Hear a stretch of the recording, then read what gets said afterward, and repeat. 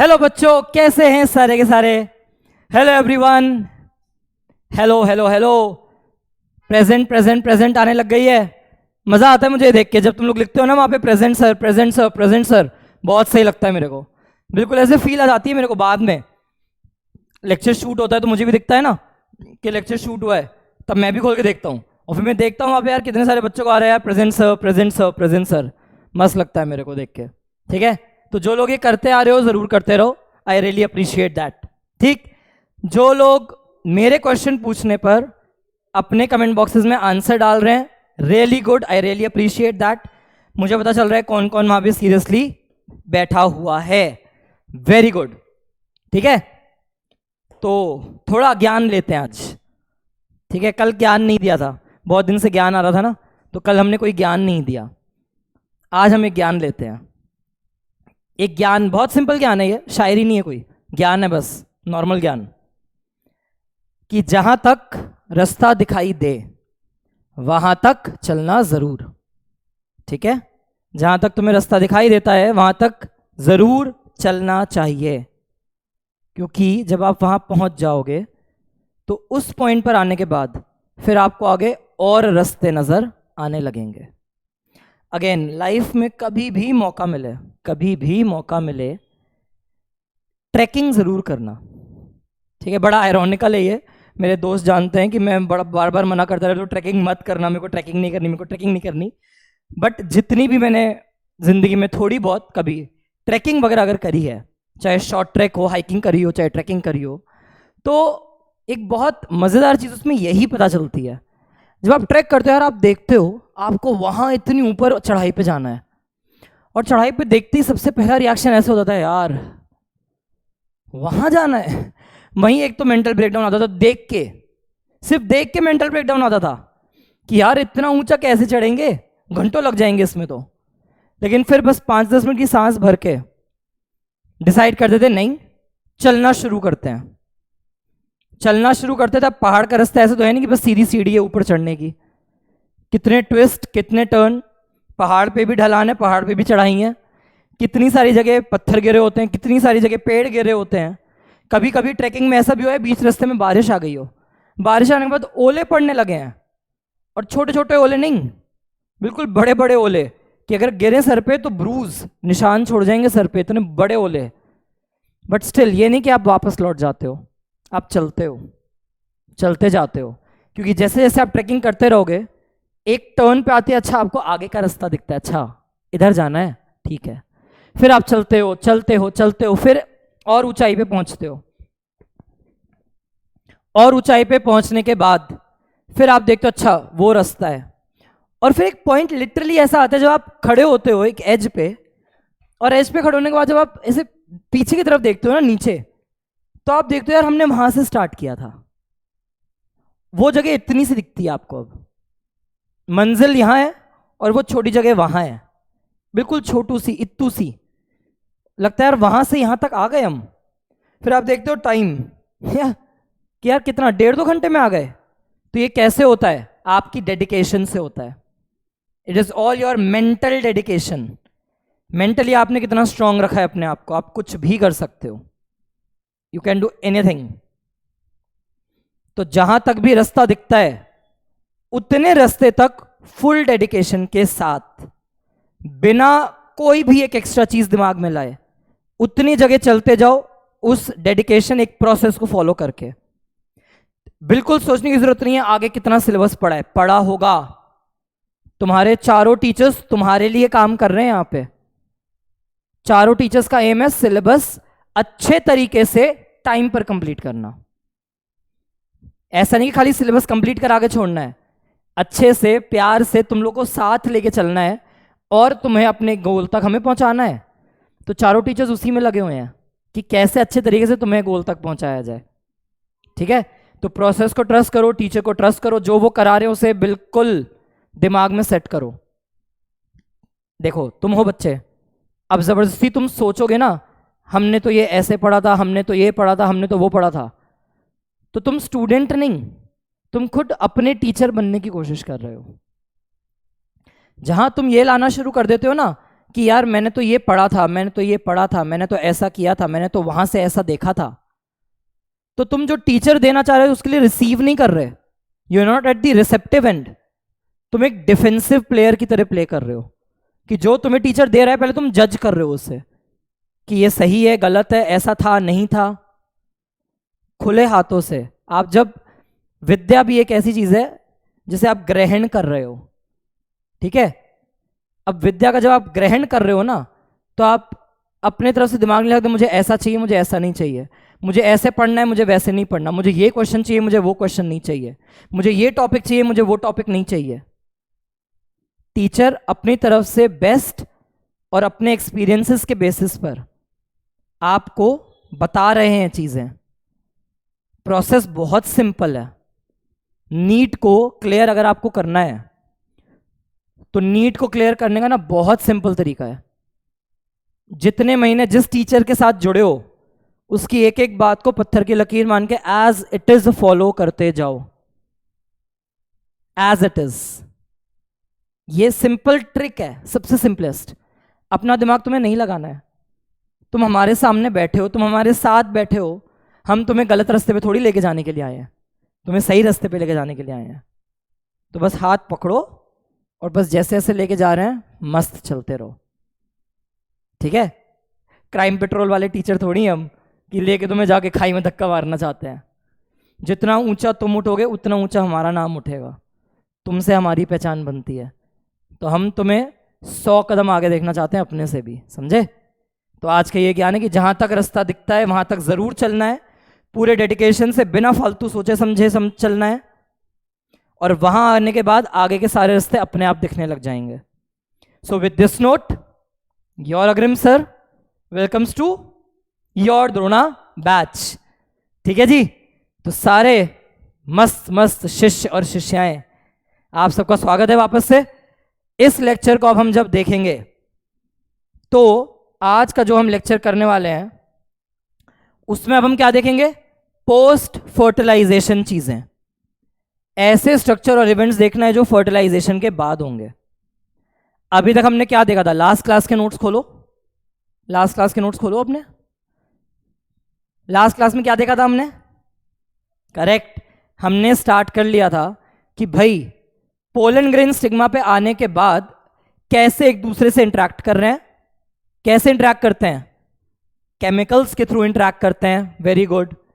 ये event start कब होता है, पोलन पिस्टल इंटरेक्शन स्टार्ट कब होता है, correct, landing of pollen grain on stigma से ही स्टार्ट हो जाता है। खत्म कब होगा, entry of pollen tube into ovule, और ओव्यूल के बाद किस में जाएगा, एम्ब्रियो सैक।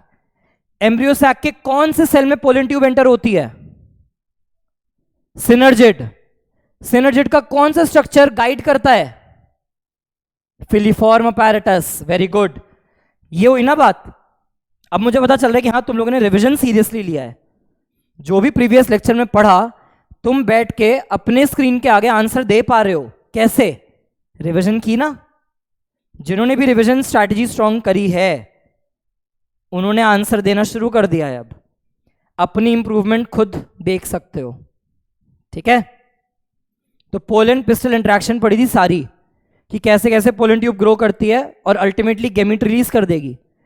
और फिर हमने पढ़ा था डबल फर्टिलाइजेशन, दोनों मेल गैमीट, एक सेंट्रल सेल को फर्टिलाइज करता है और दूसरा एग को फर्टिलाइज करता है। एग से जो फर्टिलाइज कर रहा है उस प्रोसेस का क्या नाम था, जब मेल और एग का फ्यूजन होता है उसका क्या नाम था, सिनगैमी नाम था, गुड। सिनगैमी का प्रोडक्ट क्या है, जाइगोट, वेरी गुड। दूसरा सेल जो सेंट्रल सेल था उसके अंदर पोलर न्यूक्लियर फ्यूज करके क्या बनाते हैं, सेंट्रल सेल के अंदर पोलर न्यूक्लियर फ्यूज करके क्या बनाते हैं, सेकेंडरी न्यूक्लियस बनाते हैं, गुड। मेल गैमीट फ्यूज करेगा उसको बोलेंगे ट्रिपल फ्यूजन। हमने कहा था न्यूक्लियस को पेन बोलते हैं, प्राइमरी एंडोस्पर्म न्यूक्लियस, और सेल को प्राइमरी एंडोस्पर्म सेल बोलते हैं। क्लियर, इतना लास्ट क्लास में किया था। फर्स्ट चैप्टर में पढ़ा था फर्टिलाइजेशन, उससे पहले वाला प्री, उसके बाद वाला पोस्ट। तो प्री फर्टिलाइजेशन में हमने सब देख लिया था। गैमीट ट्रांसफर में हमने देखा था पोलन ट्यूब गैमीट को लेके जा रही थी, और फिर हमने डबल फर्टिलाइजेशन पढ़ लिया था जो एंजियोस्पर्म्स में ही पाया जाएगा। ठीक है, अब आज हमें देखना है post fertilization structures. Post fertilization मतलब फर्टिलाइजेशन हो जाने के बाद एंडोस्पर्म के बारे में देखेंगे। हमने कहा था जो ट्रिपल फ्यूजन हुआ है उससे प्राइमरी एंडोस्पर्म सेल बना, जिसने माइटोसिस करके एक ट्रिप्लॉइड एंडोस्पर्म बनाना था। फिर हमने कहा जाइगोट से एम्ब्रियो बनता है, वो देखेंगे, और हम सीड वाला पार्ट कवर करेंगे। ये 3 आज का एजेंडा है। जो हमारी लास्ट क्लास होगी उसमें जाकर we will study all about fruit, और फिर हम देखेंगे एनसीईआरटी का एक बहुत अमेजिंग टॉपिक पॉलीएम्ब्रियोनी और एपोमिक्सिस, वो हम देखेंगे अगले लेक्चर में। आज हम करेंगे एंडोस्पर्म, एम्ब्रियो एंड सीड। ठीक है, चलो शुरू करें। डेट डालो, काम डेट डाल के ही होगा। हर दूसरे या तीसरे लेक्चर में यही समझाता हूं, बिना डेट डाले काम नहीं होगा। डेट डाल डाल के सारे काम करने हैं। लाइफ लॉन्ग हैबिट बनानी है इसे, लाइफ लॉन्ग हैबिट।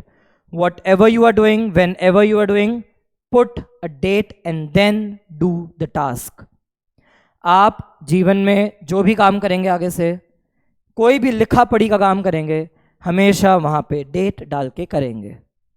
ठीक है, चलो डेट डाल ली, हेडिंग डाल लो, post fertilization events. Heading post fertilization events. सबसे पहली चीज हम क्या देख रहे हैं इसमें? हम एंडोस्पर्म के बारे में। सबसे पहली चीज हम देखेंगे एंडोस्पर्म के बारे में। क्या कहा था एंडोस्पर्म? सबसे पहले लिखते हैं इसका ओरिजिन। सबसे पहले इसका ओरिजिन।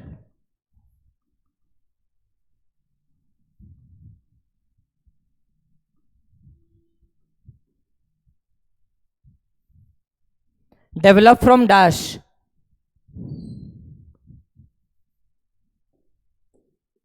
कौन से सेल से बनता है? जहां भी मैं क्वेश्चन पूछता हूं वहीं वीडियो पॉज करके तुरंत आंसर डाल दिया करो।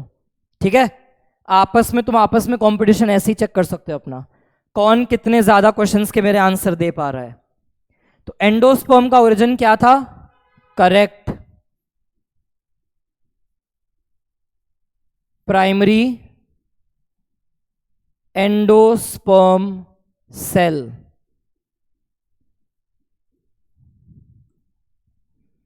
तो origin of endosperm is primary endosperm cell. पहला पॉइंट यही हो गया।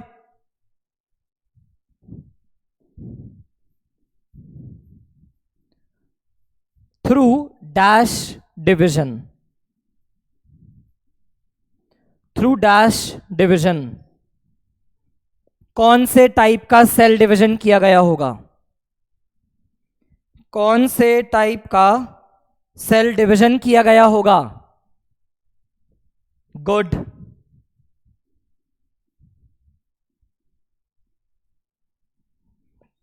तो पहला पॉइंट एंडोस्पर्म का, that it develops from primary endosperm cell through mitosis या माइटोटिक डिवीजन। किस टाइप की टिश्यू है? क्या काम था एंडोस्पर्म का? एंडोस्पर्म के लिए क्या बताया था कल? कैसी टिश्यू है ये? Very good, it is a nutritive tissue. तो नेक्स्ट पॉइंट यही लिख रहे हैं, it is a nutritive tissue. क्या मतलब है इसका? कि ये टिश्यू जो है, टिश्यू मतलब क्या होता है? Group of cell. तो ये जो टिश्यू है, ये जो ग्रुप ऑफ सेल्स होते हैं जिसको आप एंडोस्पर्म कहते हो, इसका काम क्या है? डेवलपिंग एम्ब्रियो को नरिशमेंट देना। न्यूट्रिटिव टिश्यू क्यों कह रहे हैं? इट प्रोवाइड्स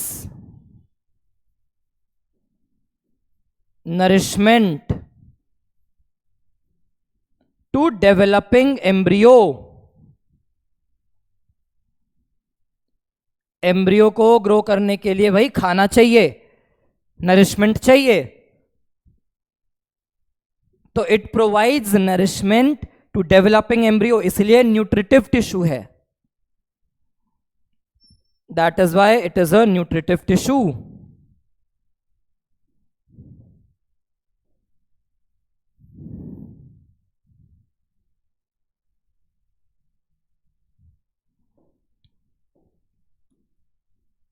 आगे,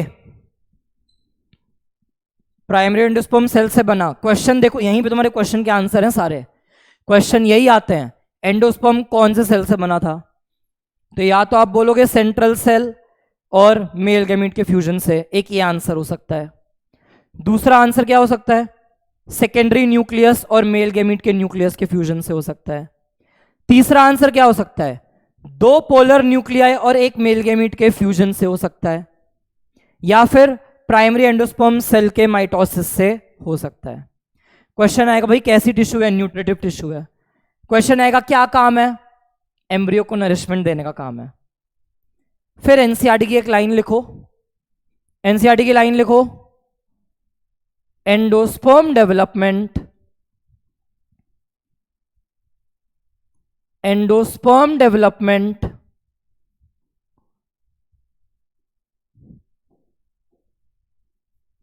precedes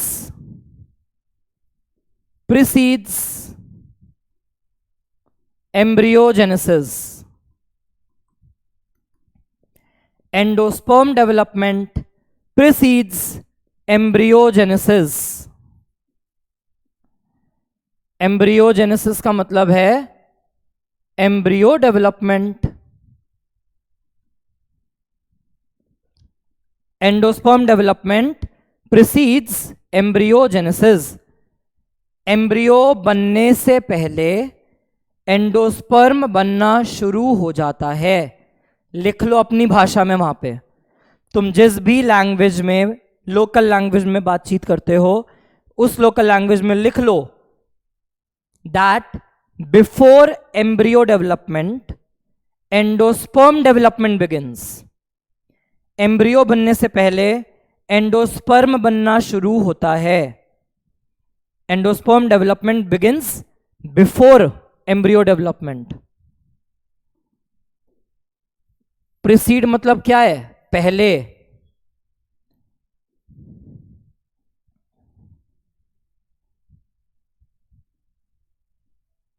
तो endosperm development begins before embryo development. अब ऐसा होता क्यों है? सिंपल सी चीज है, अगर एम्ब्रियो को डेवलप करना है तो पहले से कुछ तो खाना रेडी हो। एम्ब्रियो के लिए कुछ खाना है ही नहीं तो वो ग्रो करना शुरू कैसे करेगा? तो इसीलिए एंडोस्पर्म की डेवलपमेंट एम्ब्रियो के डेवलपमेंट से पहले स्टार्ट करा दी जाती है कि थोड़ा बहुत खाना बन के रेडी हो जाए। ठीक है, फिर से सुनो, एंडोस्पर्म की डेवलपमेंट एम्ब्रियो बनने से पहले इसलिए शुरू कराते हैं जिससे आपके प्यारे से एम्ब्रियो बनने से पहले थोड़ा बहुत खाना बन के रेडी हो जाए। ठीक है, घर पे मम्मी ने डिनर पे लोगों को इनवाइट किया, ठीक, अब लोग आ गए, क्या मम्मी लोगों के आने के बाद खाना बनाना शुरू करेंगी? नहीं, लोगों के आने के बाद हो सकता है फ्रेश रोटी बन रही हो, पराठे बन रहे हो, पूड़ियाँ बन रही हो, भटूरे बन रहे हो, बेडमी बन रही हो, कचौड़ी बन रही हो। मुंह में पानी आ रहा है ना, मेरे भी आ गया। तो खाना बनना उस वक्त शुरू नहीं होगा, खाना बनना पहले से शुरू हो चुका होगा कि जब तक मेहमान आएंगे 95% तक खाना रेडी होगा, खाली फ्रेश जो एकदम चीज़ें की गर्मा गर्म रोटी खानी है, पूड़ी भटूरे खाने हैं, वो बस तब बनेंगे। तो एम्ब्रियो के बनने से पहले उसका खाना रेडी होना चाहिए थोड़ा बहुत, तो थोड़ा बहुत खाना है जो एंडोस्पर्म में पहले से बनना शुरू हो जाता है। ठीक है, फिर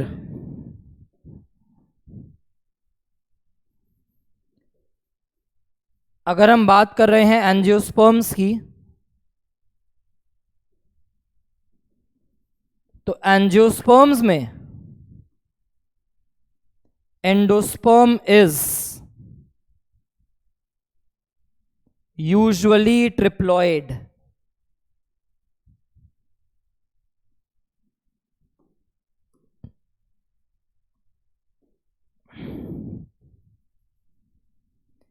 फ्लावरिंग प्लांट्स के अंदर जो एंडोस्पर्म बनता है वो यूजुअल केसेस में, मोस्ट ऑफ दी केसेस में ट्रिप्लॉइड है।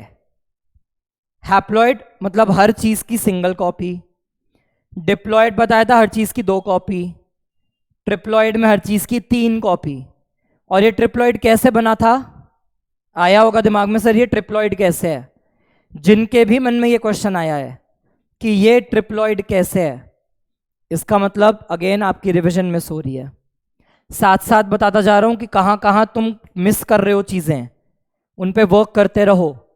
लास्ट लेक्चर में हमने पढ़ा था 2 पोलर न्यूक्लियाई जो थे वो दोनों हैप्लॉइड थे, दोनों हैप्लॉइड थे। उन्होंने फ्यूज किया तो एक डिप्लॉइड सेकेंडरी न्यूक्लियस बना, उसमें एक हैप्लॉइड मेल गैमीट आया, तो जाके 3n primary endosperm nucleus, 3n primary endosperm cell बना। माइटोसिस इक्वेशनल डिवीजन थी, तो 3n से सारी 3n सेल्स ही बनेंगे। तो ओवरऑल एंडोस्पर्म यूजुअल केसेस में ट्रिप्लॉइड होती है। फिर से सुन लो, एंडोस्पर्म एंजियोस्पर्म में, एंडोस्पर्म एंजियोस्पर्म्स में यूजुअली ट्रिप्लॉइड होती है। सिंगल व्यू देख लो, कुछ भी मिसिंग है पॉज करके कंप्लीट कर लो।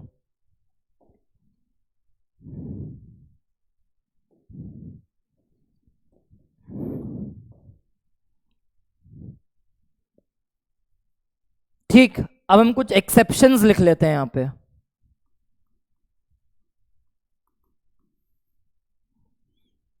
बायो पढ़ रहे हैं, नीट के लिए पढ़ रहे हैं, एनसीईआरटी सारी कवर कर रहे हैं हम यहां पे।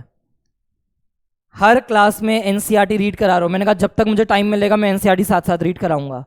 ऐसा हो सकता है आगे कभी कि एनसीईआरटी का टाइम ना भी मिले, तो उसमें तुम एनसीईआरटी खुद रीड कर लेना, कोई बात नहीं, घबराना मत उसमें।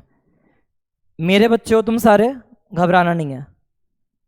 कभी कभार हो सकता है कि मैं एनसीईआरटी ना भी पढ़ा पाऊँ, तो एकदम फैल नहीं जाना वो अब हम क्या करेंगे, हमें एनसीईआरटी समझ नहीं आ रही। पूरे क्लास के बाद तुम खुद एनसीईआरटी पढ़ रहे हो, नहीं समझ में आ रही, मतलब तुम बता रहे हो कि सर आप में कोई दिक्कत है, आपने ढंग से समझाया नहीं हमें। तो अगर तुम चाहते हो कि मेरे को ऐसे फीलिंग हो तो फिर एनसीईआरटी तुम्हें समझ में नहीं आएगी, फिर मुझे दिक्कत हो जाएगी। तो एक्सेप्शंस क्या क्या हैं? जो भी चीज़ है एक्सेप्शंस आउट ऑफ एनसीईआरटी है। तुम्हें नहीं याद हो पाएगा छोड़ देना, कोई बात नहीं, बट जानना जरूरी है।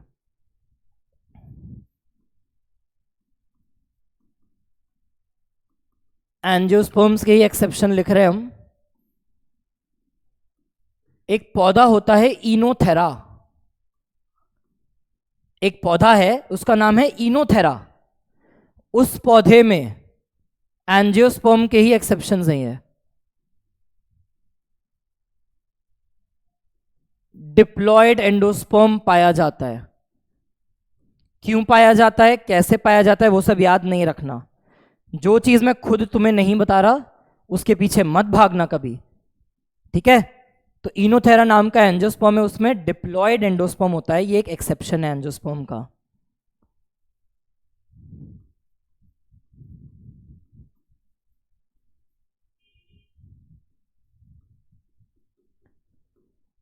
और कुछ मेंबर्स ऐसे भी हैं वो एंजियोस्पर्म्स, लेकिन उनमें एंडोस्पर्म एब्सेंट है। ऑर्किडेसी, ऑर्किड्स की फैमिली। ट्रैपेसी, पानी वाले सिंघाड़े खाए हैं? कई एरिया के लोग हैं जहां पानी वाले सिंघाड़े, वाटर चेस्टनट कहते हैं उसे, गूगल करके देखना वाटर चेस्टनट। तो वाटर चेस्टनट की जो फैमिली है वो, और एक फैमिली है पोडोस्टेमेसी। इसका कोई example day to day life में हम कभी नहीं देखते, बस ऐसे ही नाम याद। तो इनोथेरा में डिप्लॉयड एंडोस्पर्म में ये एक एक्सेप्शन है। एंडोस्पर्म एब्सेंट है इन 3 फैमिलीज के अंदर। ठीक है, मैं फिर से रिपीट कर रहा हूं, ये एक्सेप्शंस हैं, they are out of NCERT.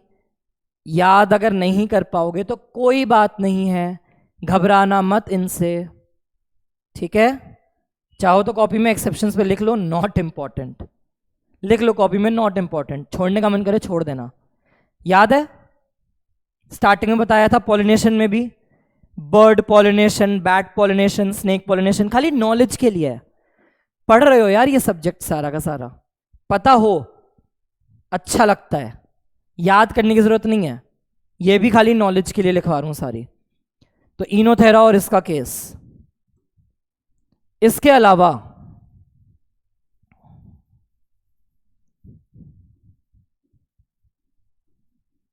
जो जिम्नोस्पर्म्स होते हैं,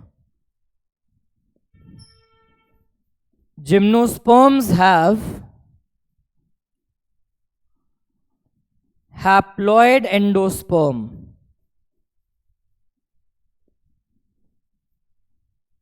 Gymnosperms have haploid endosperm which develops before fertilization.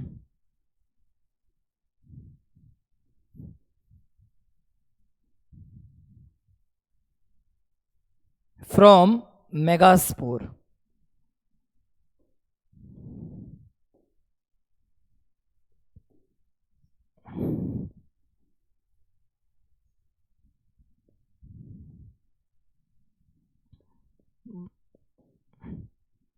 Gymnosperms के पास भी एंडोस्पर्म है। जो हम जिम्नोस्पर्म्स पढ़ते हैं उनके पास एंडोस्पर्म है, लेकिन डिफरेंस कहां कहां है ये देखो।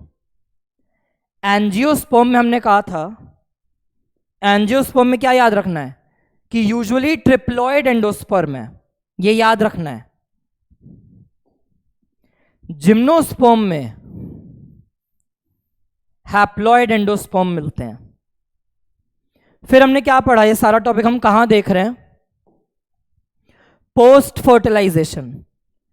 एंजियोस्पर्म में, फ्लावरिंग प्लांट में फर्टिलाइजेशन के बाद एंडोस्पर्म बनता है। जिम्नोस्पर्म में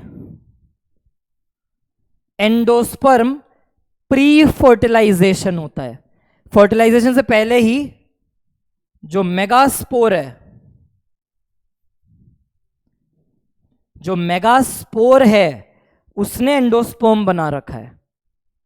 और एंजियोस्पर्म में क्या पढ़ा था, पेज पलटो, पेज पलटो, फीमेल डेवलपमेंट में जाओ, वहां हमने क्या देखा, एंजियोस्पर्म में मेगास्पोर से क्या बनता है, आंसर डालो वहां पे, इसका आंसर मुझे चाहिए। जिम्नो में हमने लिख दिया कि मेगास्पोर से एंडोस्पर्म बन रहा है, एंजियोस्पर्म में मेगास्पोर से क्या बन रहा था, करेक्ट, एम्ब्रियो सैक बन रहा था। Embryo sac was the set जो एंजियोस्पर्म्स में बन रहा है, और जिम्नो मेगास्पोर से एंडोस्पर्म बना लेते हैं। ठीक है, तो ये सारी की सारी कुछ चीजें हैं, तुम घबराते रहोगे तो मैं यहां पे लिख दे रहा हूं।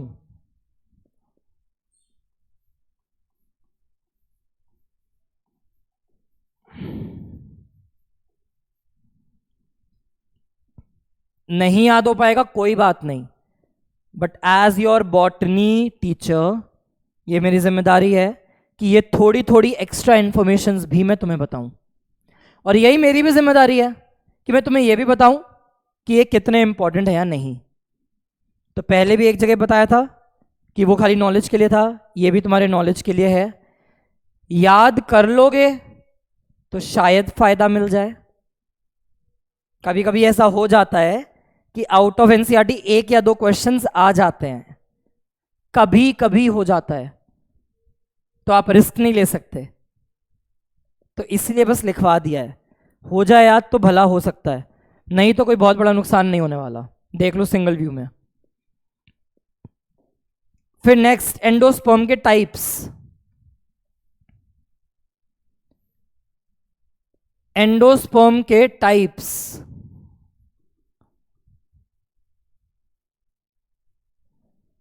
फ्री न्यूक्लियर एंडोस्पर्म हो सकते हैं और सेलुलर एंडोस्पर्म हो सकते हैं। We can have two types of endosperm.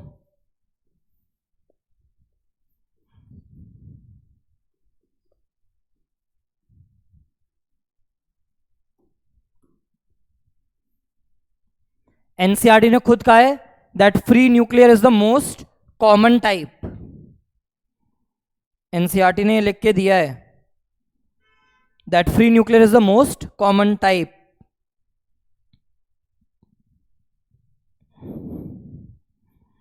क्या होगा इसके अंदर? लिखो, कैरियोकाइनेसिस, कैरियोकाइनेसिस ब्रैकेट में nuclear division, karyokinesis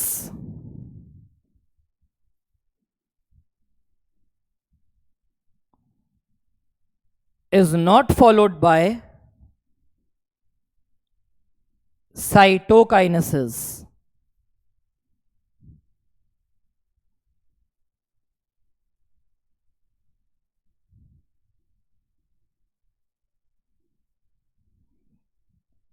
nuclear division के बाद साइटोप्लाज्म डिवाइड नहीं हो रहा। अब एक प्लांट सेल में साइटोप्लाज्मिक डिवीजन के टाइम पर सेल वॉल्स बनती हैं, तो karyokinesis is not followed by cytokinesis.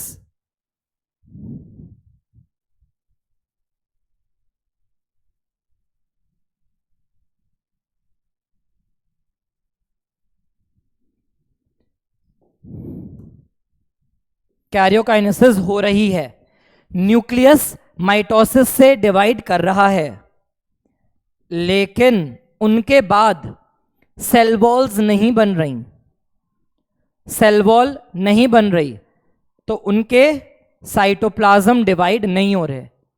तो एक ही बड़े से साइटोप्लाज्मिक एरिया में मल्टीपल न्यूक्लियस आते जाते हैं। एक मल्टी न्यूक्लिएट कंडीशन बन जाती है। You get a multi nucleate condition.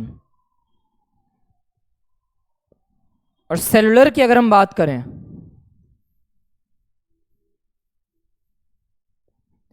Cellular की अगर हम बात करें तो यहां पे हमें क्या देखने को मिलेगा?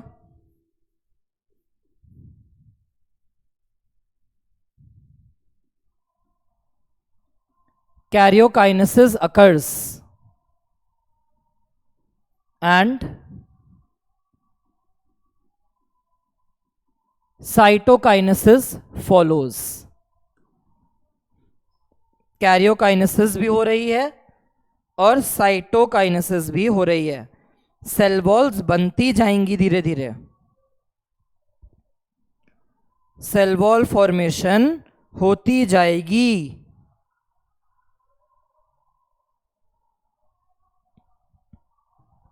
सेल वॉल फॉर्मेशन होती जाएगी।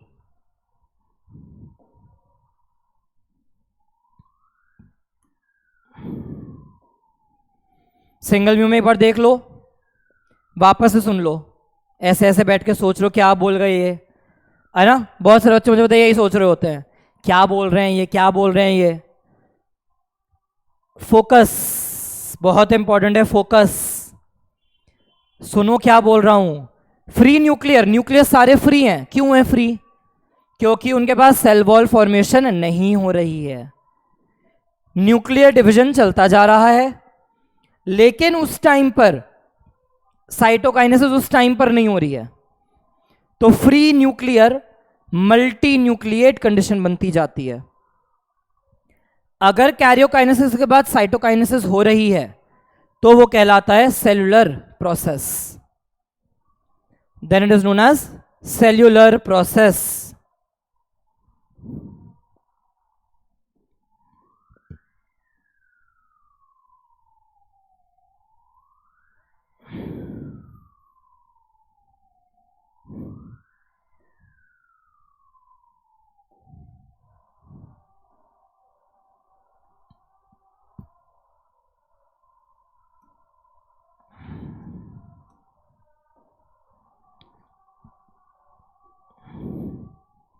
ठीक है, लिख लिया?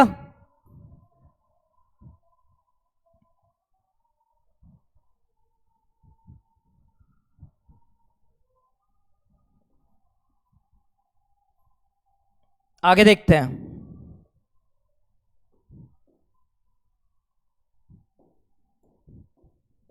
फ्री न्यूक्लियर की अगर हम बात करते हैं तो जो हमारा फ्री न्यूक्लियर एंडोस्पर्म होता है, नारियल पानी पिया है सबने? मिल्की सा वाटर होता है, पानी होता है नारियल के अंदर। तो liquid endosperm of coconut, liquid endosperm of coconut is your free nuclear endosperm. नारियल के अंदर पानी जो है वो लिक्विड एंडोस्पर्म है, फ्री न्यूक्लियर एंडोस्पर्म है। लेकिन जैसे जैसे वो नारियल मैच्योर होता जाता है, तो जो आप नारियल खाते हो, वाइट एडिबल पार्ट, कोपरा भी बोल देते हैं इसे,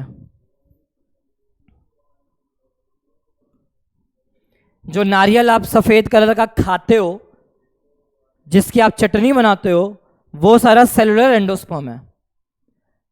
कर लेते हैं उसको। और जो फ्री न्यूक्लियर है वो सारा का सारा पानी है। लिक्विड एंडोस्पर्म जो है वो सारा का सारा हमारा नारियल का पानी है। ठीक है?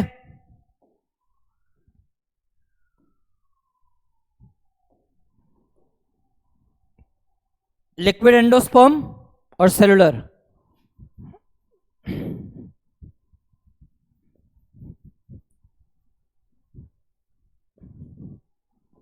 ये रहा तुम्हारा सिंगल व्यू। सोच रहे हो कहां गया सारा? ये रहा सिंगल व्यू।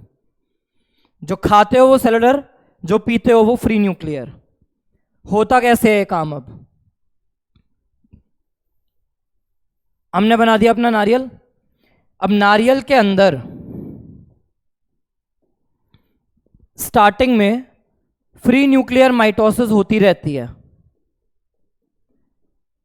तो बहुत सारे न्यूक्लियस यहां पे फ्री फॉर्म में है, सारे फ्री फॉर्म में है।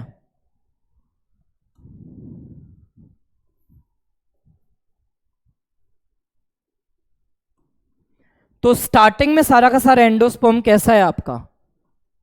फ्री न्यूक्लियर एंडोस्पर्म है।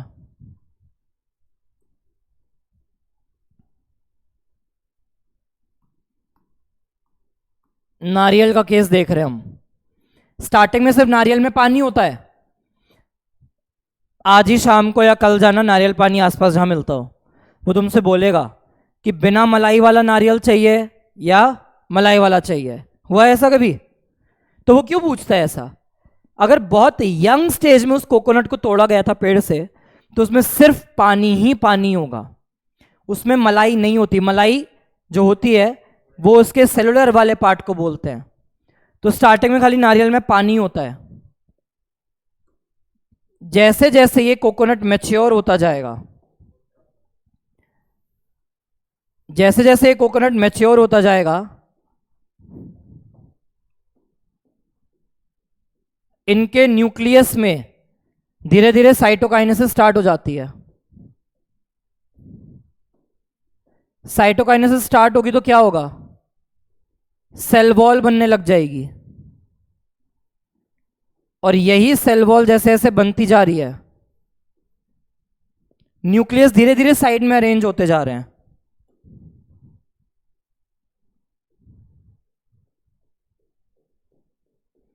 धीरे धीरे न्यूक्लियस साइड में अरेंज होते जा रहे हैं, ये कॉम्पैक्ट होते जा रहे हैं। तो ये जो कॉम्पैक्ट होता जा रहा है, सेलुलर होता जा रहा है, ये तुम्हारी मलाई बनती जा रही है। मान लो बीच में अभी भी कुछ मेंबर्स हैं विद फ्री न्यूक्लियस, तो ये बीच का सारा पोर्शन अभी भी क्या है? जो बीच बीच का पोर्शन है वो अभी भी लिक्विड पार्ट है, थोड़ा थोड़ा पानी है। और जो साइड में जमा होते जा रहे हैं, जिनके पास सेल वॉल बनती जा रही है, ये सारा का सारा होता जा रहा है सेलुलर एंडोस्पर्म।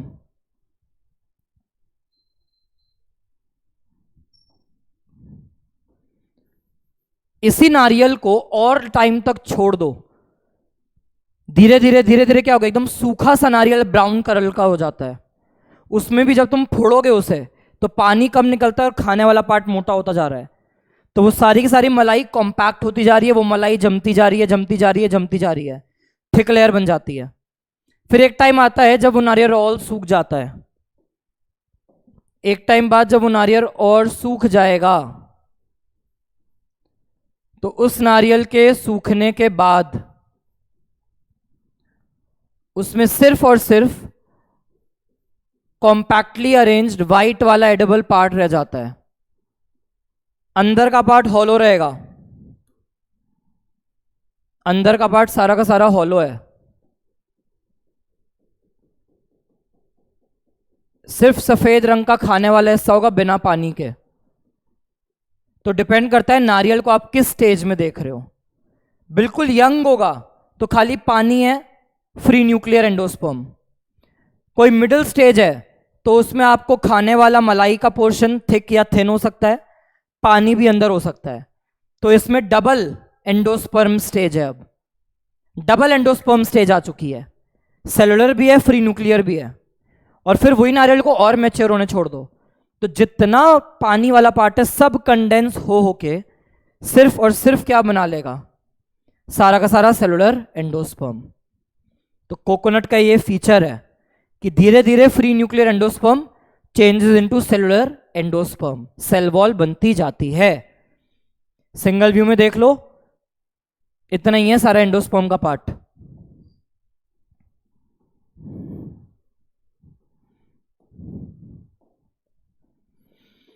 एनसीईआरटी ने क्या लिखा है कि फॉलोइंग डबल फर्टिलाइजेशन होने के बाद एंडोस्पर्म और एम्ब्रियो की डेवलपमेंट होती है। ओव्यूल से सीड बनता है, ओवरी से फ्रूट बनता है। Endosperm development precedes embryo development. Why? क्यों? क्योंकि एम्ब्रियो के लिए खाना बना होना चाहिए।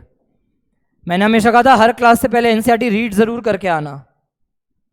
तो ये रहा वो आंसर कि zygote divides only after certain amount of endosperm is formed. Answer भी एनसीईआरटी ने दिया है। ये एक अडेप्टेशन है to provide assured nutrition to developing embryo.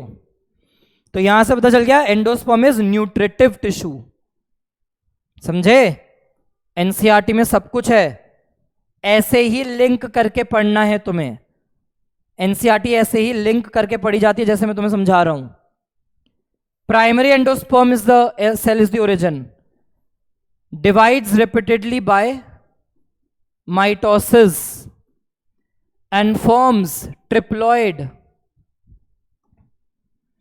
endosperm tissue। Reserved food material है, न्यूट्रिशन है एम्ब्रियो का। क्या लिखा है मोस्ट कॉमन टाइप में? एंडोस्पर्म डेवलपमेंट में PEN undergo successive nuclear divisions. जो प्राइमरी एंडोस्पर्म न्यूक्लियस था माइटोसिस कर करके डिवाइड कर रहा है and it gives rise to free nucleus. This stage of endosperm development is called free nuclear endosperm. Subsequently मतलब जब ये हो जाएगा उनके बाद सारे न्यूक्लियस मैक्सिमम जितना बन सकते थे बन गए हैं। उसके बाद सेल फॉर्मेशन होता है, वॉल फॉर्मेशन होता है और फिर एंडोस्पर्म बनेगा cellular. The number of free nuclei formed before cellularization, अलग अलग सेल कब बनेंगे? जब सेल वॉल बनेगी। तो उससे पहले कितना नंबर होगा न्यूक्लियाई का, वो वेरिएबल है, कोई फिक्स नंबर नहीं है, कोई फिक्स नंबर नहीं है। ठीक है, दो बार, एक और बार बस। ठीक है, अब ये जो कोकोनट वाटर है, हरे नारियल को टेंडर कोकोनट कहते हैं। जो हरा नारियल दिखता है उसे टेंडर कोकोनट कहते हैं। तो उसके अंदर जो सारा पानी है वो फ्री न्यूक्लियर एंडोस्पर्म है, made up of thousands of nuclei, and the surrounding white kernel, जिसको मैंने तुम्हें कहा कोपरा कह रहे हैं, साइड में जो वाइट वाइट लेयर है जो मलाई सी थिक होके जमती जाती है, वो है सारा सेल्यूलर एंडोस्पर्म। ठीक है, क्लियर?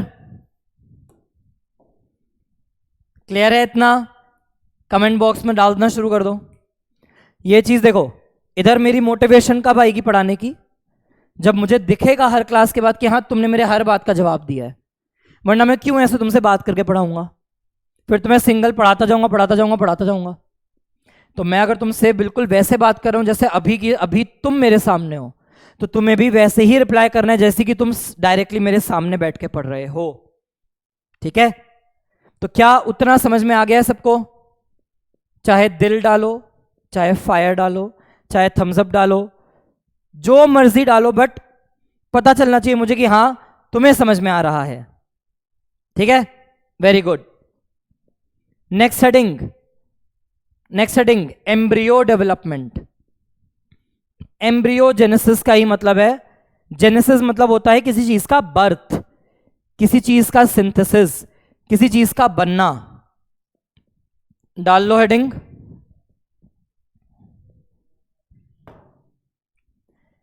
एम्ब्रियो डेवलपमेंट या एम्ब्रियोजेनेसिस।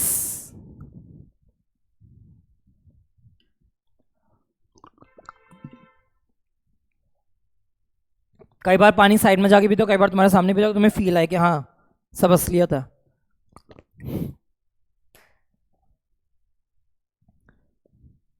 तो एम्ब्रियो डेवलपमेंट को हम बोल रहे हैं एम्ब्रियोजेनेसिस। पहले डाइकॉट के लिए पढ़ेंगे। एनसीईआरटी ने एक लाइन लिखी है that embryo development is very similar in monocot and dicot. It is very similar in monocot and dicot. तो हम जो सारी डेवलपमेंट देख रहे हैं, बेसिक डेवलपमेंट हम डाइकॉट से समझेंगे।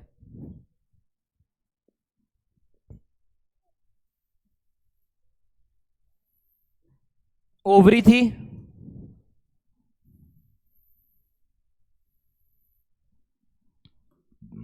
ओवरी के अंदर ओव्यूल,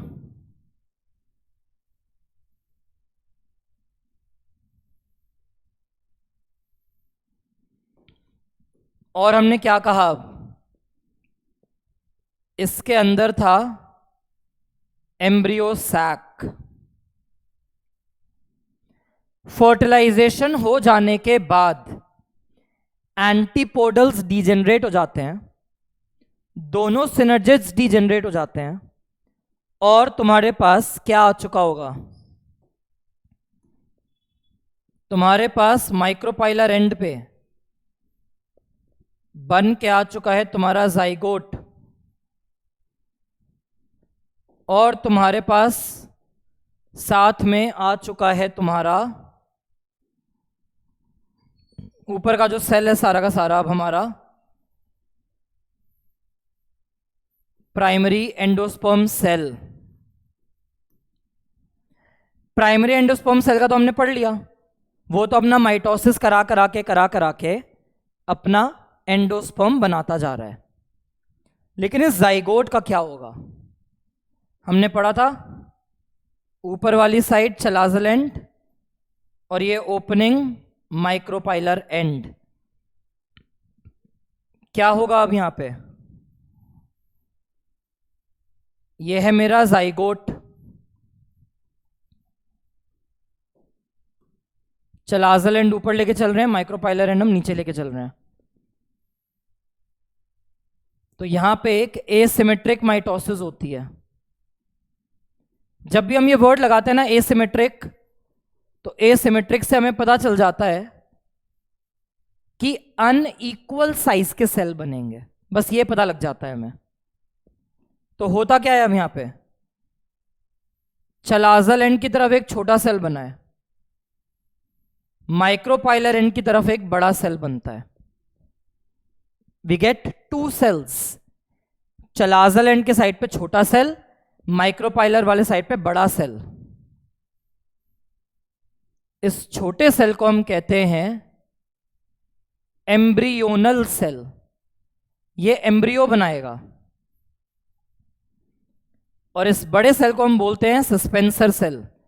ये सस्पेंसर बनाएगा। ठीक है, zygote, chalazal end micropylar and, mitosis से 2 सेल बने। अब क्या होगा, ये एम्ब्रियो सेल माइटोसिस करेगा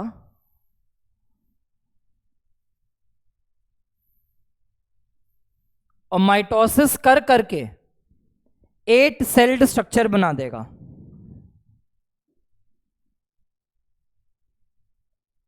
8 सेल्ड स्ट्रक्चर बना देगा।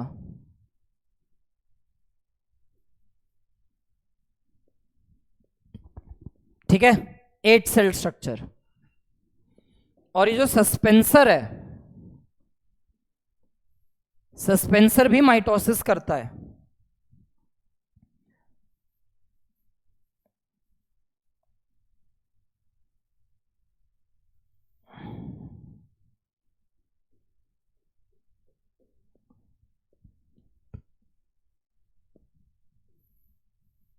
सस्पेंसर सेल से ये पूरा स्ट्रक्चर बना है। ये जो पूरा स्ट्रक्चर रेडी होके आया है ना मेरा, ये पूरा structure, this is 6 to 10 celled suspensor. Suspensor, suspend करना मतलब क्या है, एक धागा है, धागे पे तुमने आगे एक पत्थर बांधा और टांग लिया ऐसे हाथ में, पेंडुलम लेके टांग लो, हिप्नोटाइज करने के लिए टांग लो, तो तुमने कोई चीज क्या किया, सस्पेंड की है। तो साइंटिस्ट को ऐसे ही देखा कि एक स्ट्रक्चर है जिससे एम्ब्रियो जुड़ा हुआ है, तो इसलिए इसको सस्पेंसर बोल दिया पूरा। 6 से 10 सेल का सस्पेंसर है।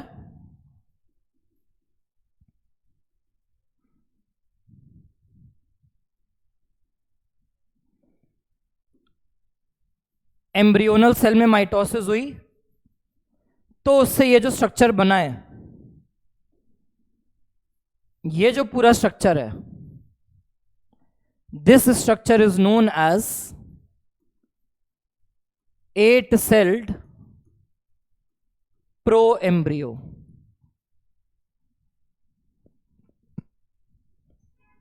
तो यहां पर जाइगोट में माइटोसिस से पहले 2 सेल बने, एम्ब्रियोनल और सस्पेंसर।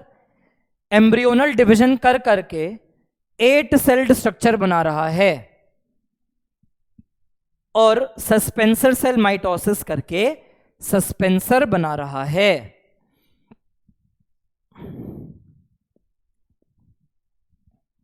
देख लो सिंगल व्यू में, तो तुम्हारे पास 6 to 10 सेल्ड सस्पेंसर आ गया है और 8 सेल्ड का प्रो एम्ब्रियो आ गया है। प्रो एम्ब्रियो क्यों, इसी से आगे जाके पूरा का पूरा अब एम्ब्रियो के बड़े बड़े स्ट्रक्चर्स बनने वाले हैं। एम्ब्रियो के स्ट्रक्चर्स बनेंगे यहां पे।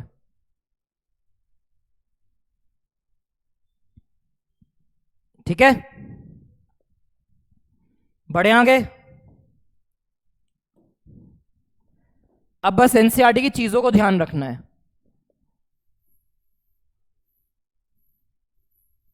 ये जो पूरा का पूरा 8 सेल्ड एम्ब्रियो था,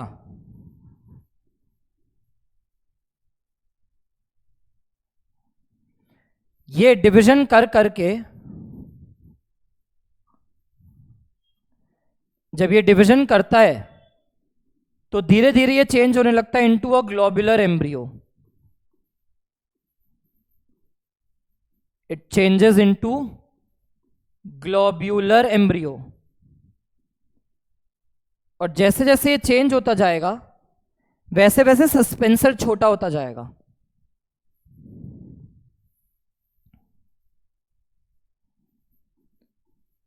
फिर एनसीईआरटी ने कहा कि gradually changes into heart shape embryo. Microscope में असली में ये ऐसे दिखते हैं, जब हम माइक्रोस्कोप में देखते हैं तो रियलिटी में ये ऐसे नजर आते हैं हमें।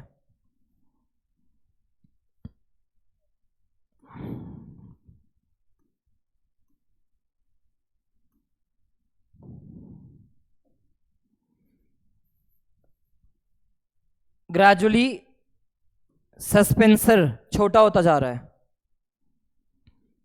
ग्रेजुअली सस्पेंसर छोटा होता जाएगा।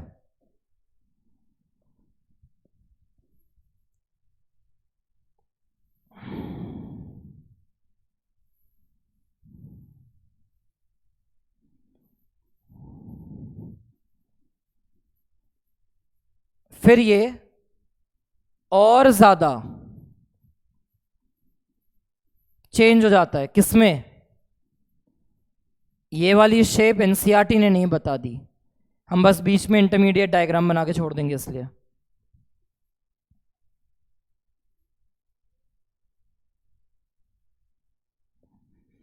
सस्पेंसर छोटा होता जाएगा, ये ग्रेजुअली ऐसे डेवलपमेंट होती जा रही है।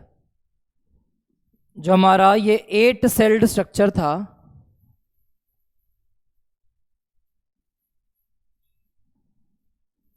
जो पूरा पूरा 8 सेल स्ट्रक्चर था, तो इसको एनसीईआरटी ने नाम दिया प्रो एम्ब्रियो। प्रो एम्ब्रियो से हमारे पास आया ग्लोबुलर एम्ब्रियो,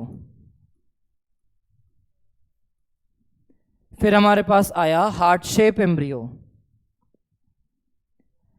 हार्ट शेप के बाद इस शेप को हम टॉर्पीडो बोल देते हैं।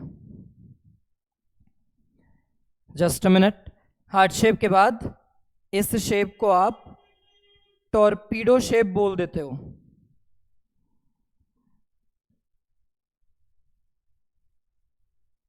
टॉर्पीडो शेप, बिल्कुल लंबा सा डीप सा स्ट्रक्चर। और फिर इस टॉर्पीडो शेप के बाद यही सारे स्ट्रक्चर्स बेंड होके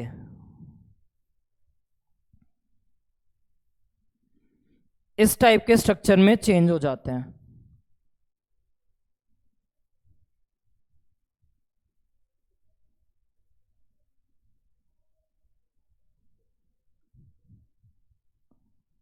धीरे धीरे सारे स्ट्रक्चर ऐसे चेंज होते जा रहे हैं,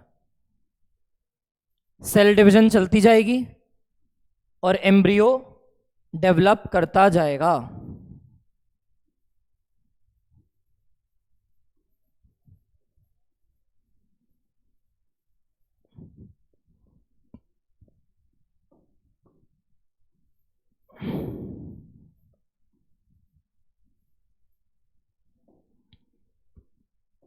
लास्ट वाला जो है, this is the mature embryo.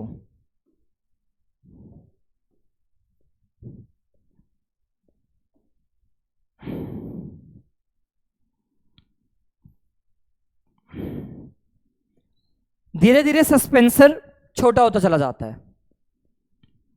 तो डाइकॉट में पहले ये बना प्रो एम्ब्रियो, माइटोसिस चलती जा रही है, शेप चेंज होता है ग्लोबुलर एम्ब्रियो, शेप चेंज होता है, थोड़ा हार्ट शेप के अपीयरेंस देता है, और चेंज होता है टॉर्पीडो शेप के अपीयरेंस, और फिर चेंज होके फोल्ड हो जाता है।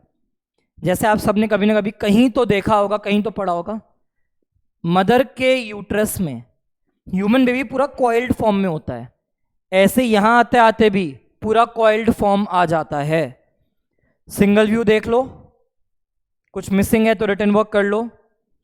तुम्हें इतने सारे गोले गोले सेल्स बनाने की जरूरत नहीं है, खाली मैंने बना लिए मजे मजे में, ठीक है।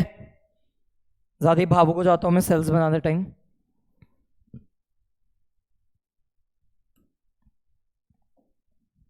एनसीईआरटी के डायग्राम में,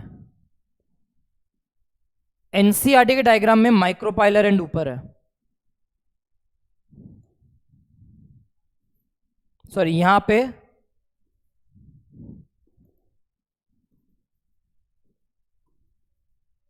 एनसीईआरटी में माइक्रोपाइलर एंड ऊपर है, micropylar and chalazal end, micropylar and chalazal end, micropylar and chalazal end, ठीक है। ये एनसीईआरटी का डायग्राम है, इन्होंने सब में माइक्रोपाइलर एंड्स ऊपर लिए हुए हैं, ठीक।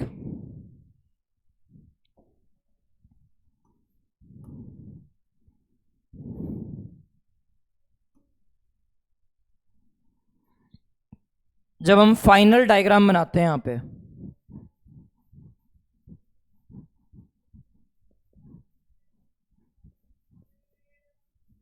फाइनली जब हम यहां देखेंगे एक डाइकॉट में फाइनल लेवल पर आपको क्या क्या नजर आता है।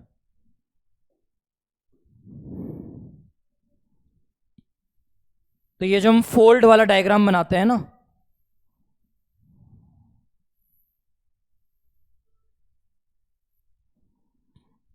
इस डायग्राम में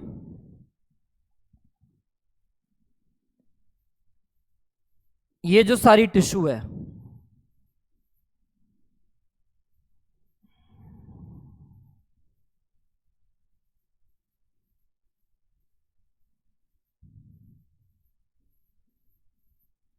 ये सारा ग्रीन कलर जो मैंने कर दिया है, ये है सारा का सारा कॉटिलिडन। बहुत ध्यान देना, अभी मैं सब समझाऊंगा फिर से। ये है सारा तुम्हारा कॉटिलिडन। इस कॉटिलिडन के इमीडिएटली ऊपर थोड़ी सी टिश्यूज, ये थोड़ी थोड़ी पिंक टिश्यूज जो हैं, ये है एपिकोटाइल।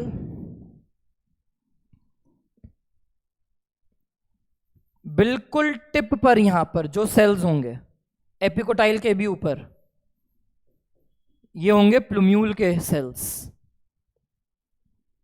ठीक है,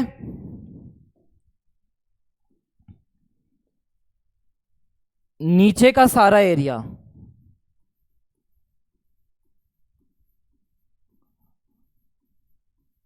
ये सारा एरिया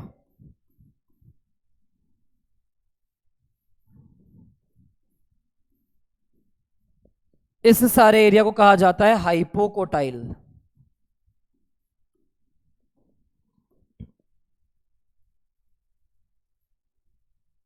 ये नीचे का एरिया रैडिकल, नीचे का सारा एरिया रैडिकल। और इस रैडिकल के पास अलग से एक ग्रुप ऑफ सेल की कवरिंग मिलती है,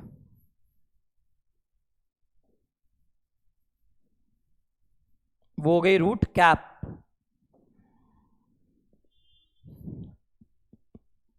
इसी डायग्राम को मैं यहां पे साइड में दिखा रहा हूं, साइड में दिखा रहा हूं कि अगर ये खुला हुआ होता, हम तो कह रहे हैं ये फोल्डेड है पूरा का पूरा, अगर ये फोल्डेड ना होता तो आप इसे कैसे ड्रॉ करते? तो हम ऐसे दिखाते हैं इसे।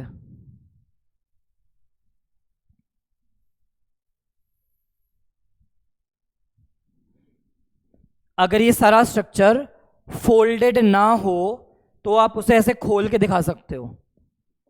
सेम कलर यूज करेंगे दोनों जगह। ग्रीन कलर से हमने क्या कहा था, ये सारा क्या है मेरा कॉटिलिडन। डाइकॉट है तो दो कॉटिलिडन्स हम ड्रॉ कर रहे हैं।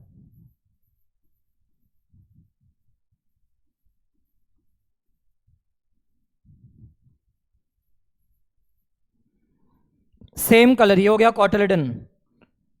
फिर हमने कहा कॉटिलिडन के जस्ट ऊपर, कॉटिलिडन के जस्ट ऊपर कुछ सेल्स हैं, उसको बोल रहे हैं एपिकोटाइल। एपिकोटाइल के ऊपर जस्ट टिप पर जो टिश्यूज हैं, रेड कलर प्लूम्यूल, इसके नीचे जितना येलो पोर्शन है,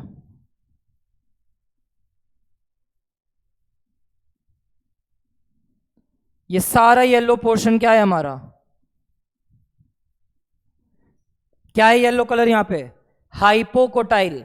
हाइपो मतलब नीचे, कॉटिलिडन के नीचे की टिश्यू हाइपोकोटाइल, और कॉटिलिडन के जस्ट ऊपर जो टिश्यू है वो एपिकोटाइल। इधर टिप पे जो सेल्स हैं वो रेडिकल के सेल्स, और ये जो कवरिंग आ गई ये हो गई root cap.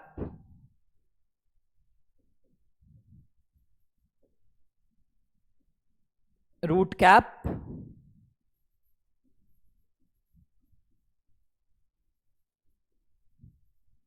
Hypocotyl.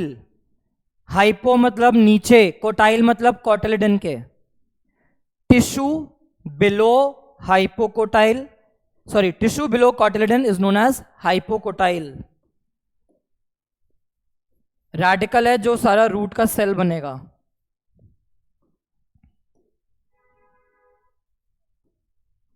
Same colour use किए हैं दोनों डायग्राम में। एपिकोटाइल की टिप इज प्लूम्यूल।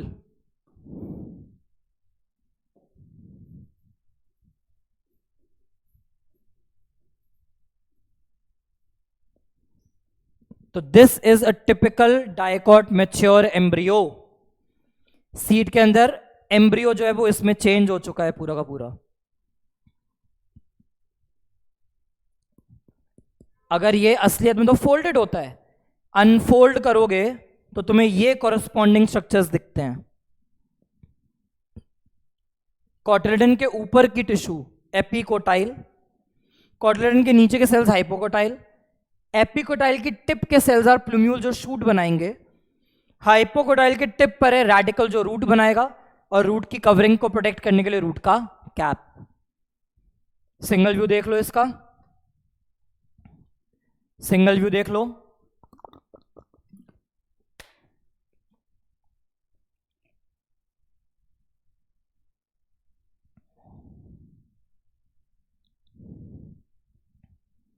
ठीक है,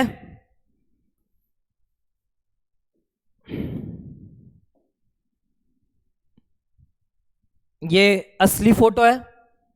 पूरा एम्ब्रियो मैच्योर होकर ऐसे फोल्ड हो जाता है सारा का सारा, और इसी की अडेप्टेशन एनसीईआरटी ने ड्रॉ कर रखी है। एनसीईआरटी को भी अगर हम देखें तो इन्होंने क्या कहा है कि ये वाले सारे स्ट्रक्चर्स क्या हैं। इन्होंने कह दिया कि ये जो स्ट्रक्चर्स निकल के आ रहे हैं लंबे लंबे, ये है सारा का सारा आपका कॉटिलेडन।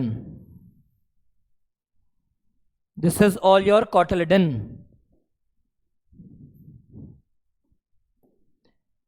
इधर जो टिप वाला पोर्शन है वो प्लूम्यूल, नीचे के कुछ सेल्स रेडिकल,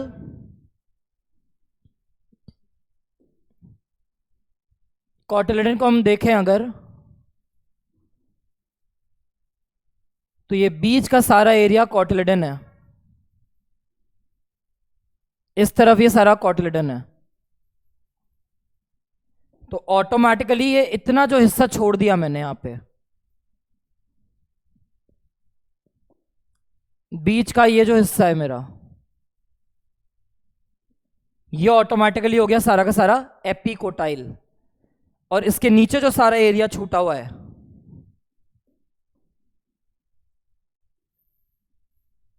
इसको ऑटोमेटिकली इन्होंने नाम दे दिया हाइपोकोटाइल। इस तरीके से आपको मैच्योर एम्ब्रियो देखने को मिलता है। प्रो एम्ब्रियो से धीरे धीरे डेवलपमेंट होता है, हार्ट शेप एम्ब्रियो बनता है, धीरे धीरे टॉर्पीडो शेप लेता है, और धीरे धीरे फिर ये ऐसा मैच्योर एम्ब्रियो में चेंज हो जाता है। रेफरेंस के लिए लगाएं डायग्राम कि रियलिटी में माइक्रोस्कोप में क्या दिखता है। ठीक है, वापस से एक बार देख लो, घूम गया होगा दिमाग सारा अब तक। जाइगोट, माइटोसिस से एम्ब्रियो सेल, सस्पेंसर सेल, इसने बनाया प्रो एम्ब्रियो, इसने बनाया सस्पेंसर। प्रो एम्ब्रियो मैच्योर होता होता होता होता इसमें चेंज हो जाता है।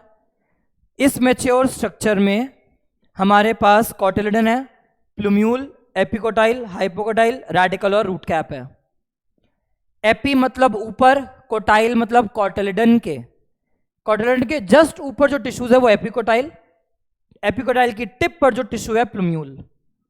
कॉटिलेडन के नीचे का जितना एरिया है वो है हाइपोकोटाइल, हाइपो मतलब नीचे, और उसकी टिप पर है रेडिकल, रेडिकल के पास है रूट कैप। ठीक है,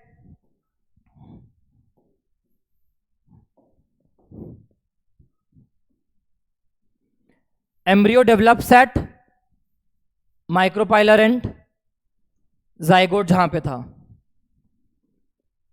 the seeds differ greatly, early stages of embryo development are similar in both mono and dicot. तो हमें मोनोकॉट के लिए अलग से डेवलपमेंट नहीं पढ़नी है, हमें मोनोकॉट में सिर्फ देखना है कि उसके एम्ब्रियो में क्या क्या टिश्यूज हैं। जाइगोट गिव्स राइज टू प्रोएम्ब्रियो, प्रोएम्ब्रियो के बाद ग्लोबुलर, फिर हार्ट, फिर मैच्योर एम्ब्रियो। एनसीईआरटी में टॉर्पीडो मेंशन नहीं है तो तुम्हें याद रखने की जरूरत नहीं पड़ेगी। टिपिकल डाइकॉट में क्या था? सेंट्रल एक्सिस को बोल रहे हैं एम्ब्रियोनल एक्सिस। दो कॉटिलिडन्स देख लिए, portion of axis above cotyledon epicotyl, और इसकी टर्मिनेट मतलब उसकी टिप पर है प्लूम्यूल। सारा portion below cotyledon is hypocotyl, hypo मतलब नीचे कॉटिलिडन के। ये टर्मिनेट होता है रैडिकल में, रैडिकल को ही रूट टिप बोला, और वो कवर्ड किससे है? रूट कैप से। तो ये सारा हो गया हमारा।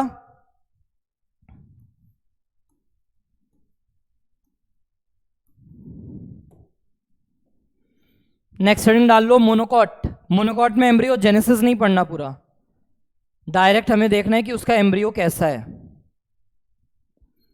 मोनोकॉट में सिर्फ देखना है कि उनका एम्ब्रियो कैसा है। तो मोनोकॉट्स में एम्ब्रियो के पास एक सिंगल कॉटिलिडन है,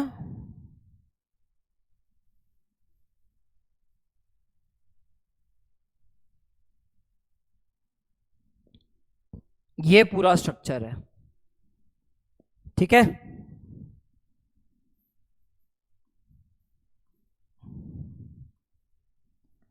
मोनोकॉट में हम ग्रास को देख रहे हैं, क्या क्या है यहां पे।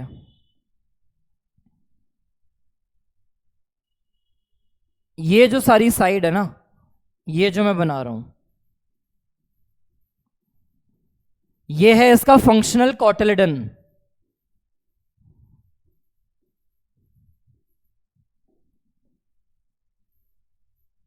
इसको कहा जाता है स्क्यूटेलम। ये सारा का सारा स्क्यूटेलम। एम्ब्रियो देख रहे हैं हम खाली। एम्ब्रियो की खासियत क्या है?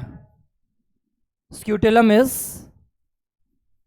Large shield shape cotyledon.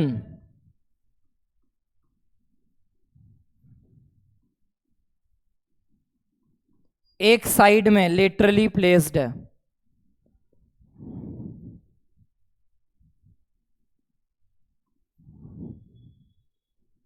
Starch field है तो स्टार्च ही लिखा है। तो ये शील्ड जैसा स्ट्रक्चर, ढाल जैसा स्ट्रक्चर जो इसने रखा है साइड में अपने एक, ये है इसका स्क्यूटेलम। कॉटिलिडन का नाम है इसका। ये डिप्लॉयड स्ट्रक्चर है। फिर ग्रासेस में कभी कभी, जैसे हमारे अंदर वेस्टिजियल ऑर्गन होता है ना, वैसे ही ग्रासेस में एपीब्लास्ट होता है। It is a non functional remain,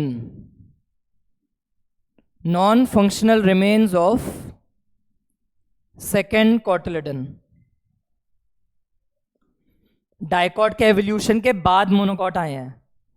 तो दो कॉटिलिडन्स में से अब एक कॉटिलिडन काम कर रहा है, दूसरा वाला वेस्टिजियल हो चुका है, दूसरा वाला अब यूज में नहीं रहा।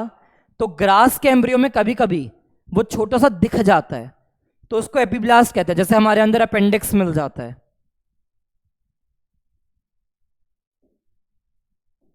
अब ऊपर की तरफ यहां पर बहुत सारी ऐसे हॉलो कवरिंग जैसा स्ट्रक्चर है।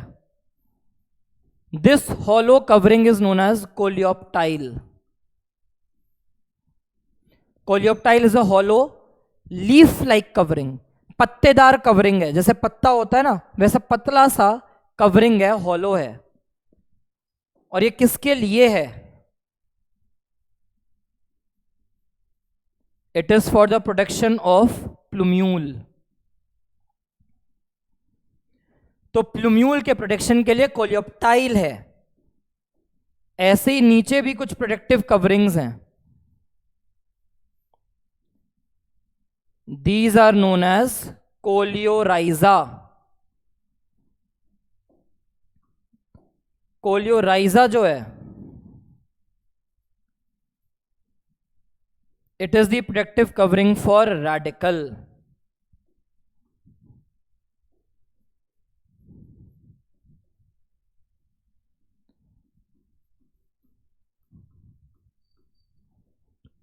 एम्ब्रियो के अंदर सारे स्ट्रक्चर डिप्लॉयड है, हम खाली एम्ब्रियो वाला पार्ट देख रहे हैं। तो एक मोनोकॉट में एम्ब्रियो में कॉटिलिडन है, प्लूम्यूल की कवरिंग कोलियोप्टाइल, रेडिकल की कवरिंग कोलियोराइजा। पी से प्लूम्यूल और कोलियोप्टाइल में पी, आर से रेडिकल, कोलियोराइजा में आर, तो इससे कंफ्यूजन नहीं होगी, आर आर पी पी।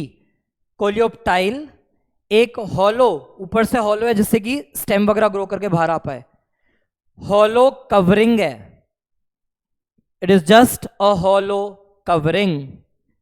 किसके चारों तरफ? प्लूम्यूल के चारों तरफ।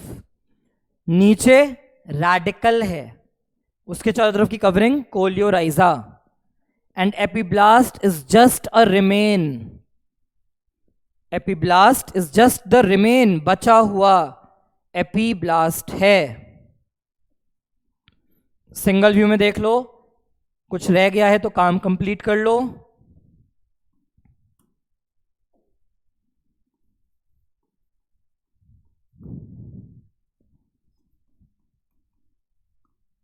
इलेवेंथ में मॉर्फोलॉजी के प्लांट के डायग्राम में ये बना हुआ है। यहां पे ये स्ट्रक्चर्स हम कैसे देख सकते हैं? कोशिश करूंगा सेम कलर्स यूज करने की। तो ये जो बड़ा सा शील्ड शेप स्ट्रक्चर है, यहां पर बिना आउटलाइन के है, ये है सारा का सारा स्क्यूटेलम, ये है सारा का सारा स्क्यूटेलम।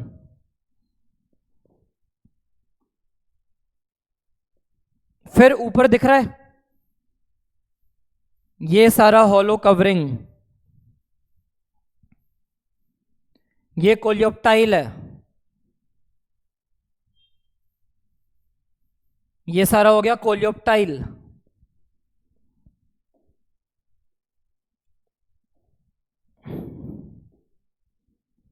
अंदर इन्होंने ये लिख दिया शूट एपेक्स, तो शूट एपेक्स ही हमारा प्लूम्यूल है,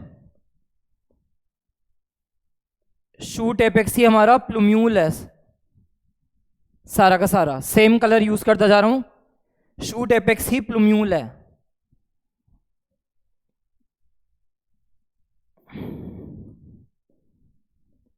फिर नीचे की जो सारी प्रोटेक्टिव कवरिंग है, नीचे की सारी प्रोटेक्टिव कवरिंग,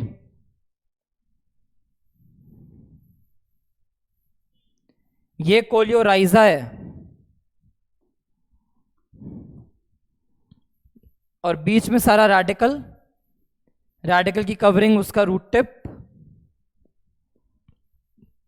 बीच की सारी टिश्यूज यहां पे सारा इसका रेडिकल और रूट टिप आ जाएगा।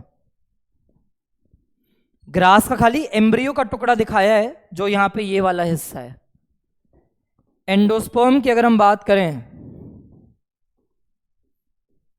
तो ट्रिप्लॉइड एंडोस्पर्म है, एंडोस्पर्म स्टार्ची है, और एंडोस्पर्म की जो सारी कवरिंग दिख रही है ना, एंडोस्पर्म के चारों तरफ ये जो कवरिंग है, एंडोस्पर्म के चारों तरफ जो कवरिंग है, इस कवरिंग को ही 11th में हम पढ़ते हैं एल्यूरोन लेयर कहते हैं।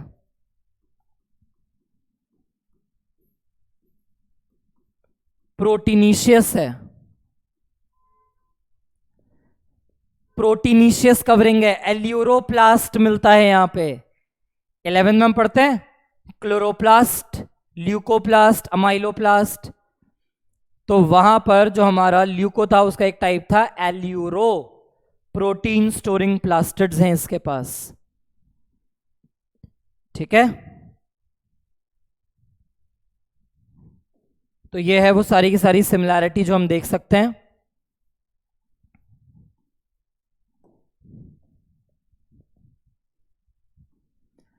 Embryo of monocot, it has only single cotyledon.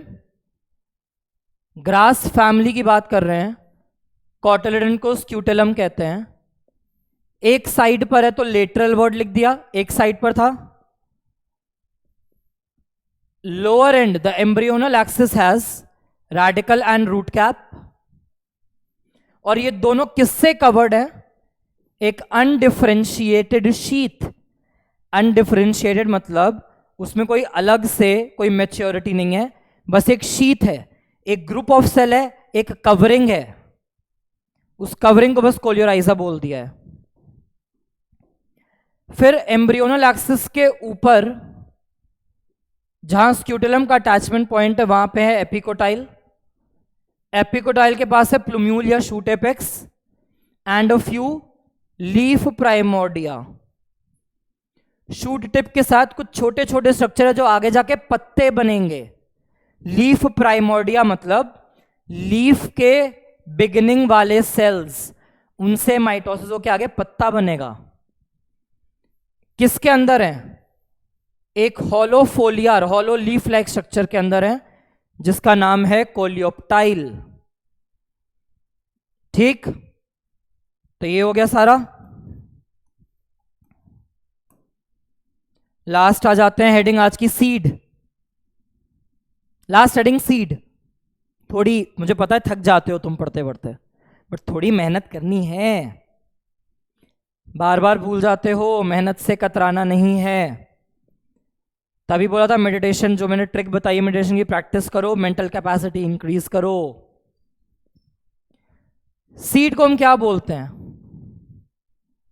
First thing, seed is a fertilised ovule. Ovule के अंदर जो एम्ब्रियो सैक था, एम्ब्रियो सैक के अंदर एग था, जब फर्टिलाइजेशन हो जाएगी तो ओव्यूल मैच्योर्स इनटू सीड।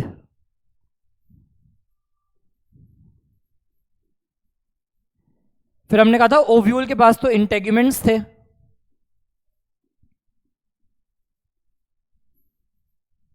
तो ये जब मैच्योर होते हैं तो ये बनाते हैं सीड कोट। इंटेग्यूमेंट्स ही मैच्योर होके सीड कोट बन जाते हैं।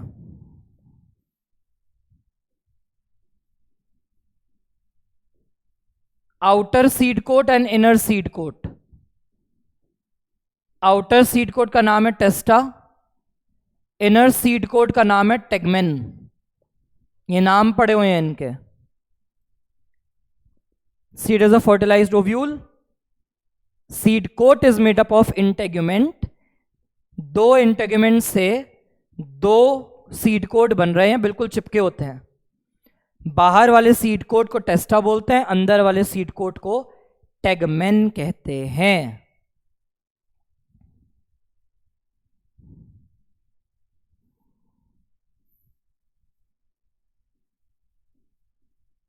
फिर सीड शोज डॉर्मेंसी।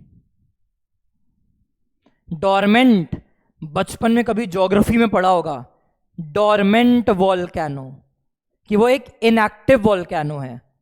तो सीड बन जाता है, लेकिन अब एक पॉइंट के बाद डिवीजन करने के बाद वो रुक जाता है, वो डॉर्मेंट हो जाता है, वो इनएक्टिव हो जाता है।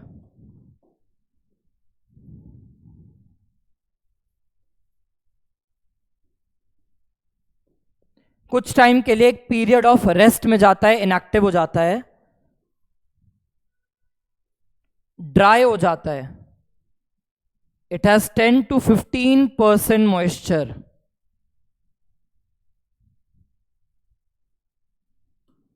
पूरे सीड का जो भी मास होगा खाली 10-15% मॉइस्चर है, बाकी पूरा का पूरा सीड आपका ड्राई हो चुका है।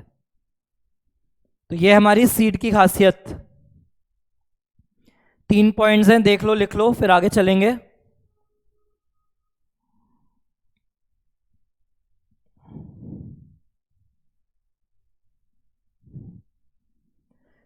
ओव्यूल फर्टिलाइज होने के बाद सीड बनता है, इंटेगमेंट से सीड कोट बनते हैं, और जो सीड है वो डॉर्मेंट है, फल के अंदर सीड है। अब वो सीड एकदम से जर्मिनेट भी नहीं करता जा रहा कि हाथ के हाथ जर्मिनेट भी करता जा रहा है, वहीं फल डिटैच होकर कहीं गिरेगा, चाहे वो फ्रूट डीके हो या कोई जानवर उसको खा ले, फिर उसका सीड नेचर में एक्सपोज होगा, फिर फेवरेबल कंडीशन आएगी, तब जाके सीड जर्मिनेट करेगा और जर्मिनेट करके एक नया पौधा बनाएगा। तो जब तक सीड जर्मिनेट नहीं कर रहा, इनएक्टिव, उसे कहते हैं हम डोरमेंट सीड। 10 से 15% मॉइस्चर बाय मास होता है इसमें।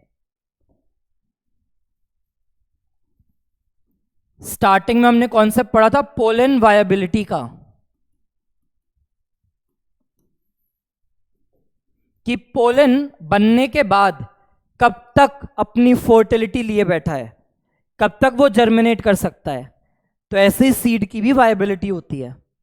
सीड बन गया, अब नॉर्मल कंडीशन में वो सीड कितने टाइम तक एबिलिटी बनाए बैठा है, उसके पास काबिलियत है कि हाँ तुम उसे बो दो, उसे सो कर दो, खाद पानी लाइट टेम्परेचर सब परफेक्ट दे दो, तो वो नया पौधा बनाएगा।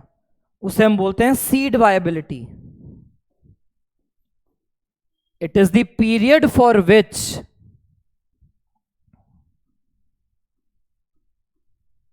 सीड की बात कर रहे हैं अब हम। Seed has ability to germinate. कितने टाइम तक सीड जर्मिनेट करने की एबिलिटी रखता है, उसे हम कहते हैं सीड वायबिलिटी।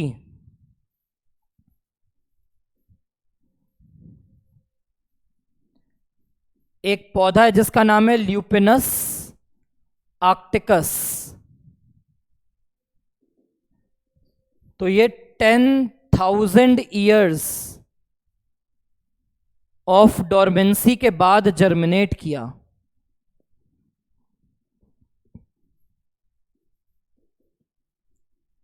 आर्कटिक से ये ल्यूपिन का पौधा मिला था, ल्यूपिन प्लांट का नाम है। तो फैबेसी का मेंबर है, लेग्यूमिनस प्लांट है। तो आर्कटिक में, पोल्स के पास आर्कटिक है, वहां से बर्फ से इसके सीड मिले। कार्बन डेटिंग से पता चल गया भाई 10,000 साल पुराने बीज हैं, और जब फेवरेबल कंडीशन दी तो वो जर्मिनेट कर गया। तो मतलब वो 10,000 साल से डोरमेंसी में था, और अगर वो 10,000 साल के बाद भी जर्मिनेट कर रहा है, मतलब उसकी वायबिलिटी 10,000 साल की है।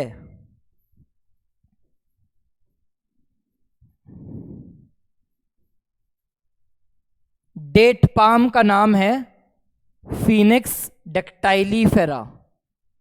खजूर खाते हैं ना, खजूर, डेट पाम।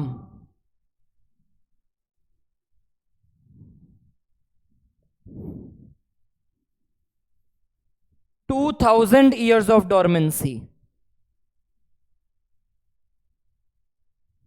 एनसीईआरटी ने लिखा हुआ है, किंग हेरोड हुआ करते थे एक, डेड सी के पास उनका महल था। तो डेड सी के पास, सॉरी रेड सी के पास, किंग हेरोड के पैलेस से जब वहां देखना शुरू किया आर्कियोलॉजिस्ट ने, तो वहां से कुछ बीज मिले। खजूर के बीज थे 2000 साल पुराने। उनको भी फेवरेबल कंडीशन दी तो जर्मिनेट कर गए। तो मतलब इनकी वायबिलिटी 10,000 और 2000 हम मान सकते हैं कि 2000 साल तक भी डेट पाम के बीज ऐसे भी अगर पड़े रहेंगे तो भी उनको कोई नुकसान नहीं है, फेवरेबल कंडीशन आने के बाद जर्मिनेट कर जाएंगे। तो यह है सीड वायबिलिटी का कॉन्सेप्ट। फिर 11th में हम पढ़ते हैं सीड कुड बी एंडोस्पर्मिक, इसे एल्ब्यूमिनस भी कहते हैं,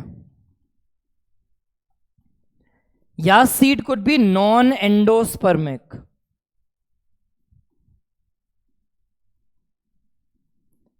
नॉन एंडोस्पर्मिक को एक्स एल्ब्यूमिनस कहते हैं। क्या मतलब है इसका? एंडोस्पर्मिक सीड वो होते हैं जहां पे एम्ब्रियो ने सारा एंडोस्पर्म खत्म नहीं किया। Endosperm is not completely consumed by embryo. Endosperm is not completely consumed by embryo. Embryo ने सारा एंडोस्पर्म खत्म नहीं किया है, तो जो सीड बनता है उसमें आपको एंडोस्पर्म मिलता है। mature seed still has endosperm.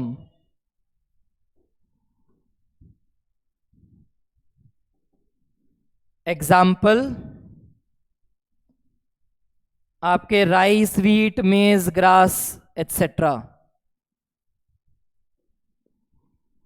ठीक है. यूजुअली ये फीचर मोनोकॉट्स का है और non endospermic embryo completely consumes endosperm.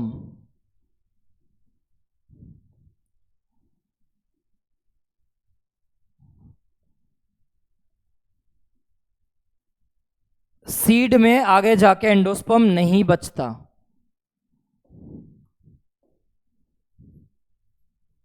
Commonly ये फीचर में मिलता है डाइकॉट्स में.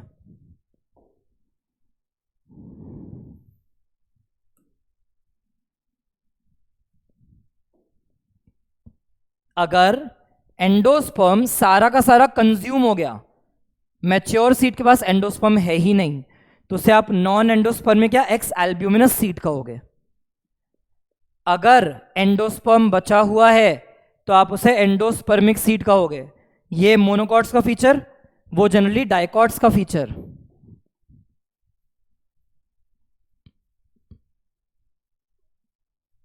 सिंगल व्यू ये रहा इसका, ये सिंगल व्यू है.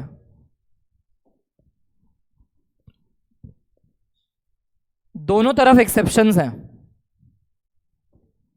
दोनों तरफ एक्सेप्शन है. क्या एक्सेप्शन?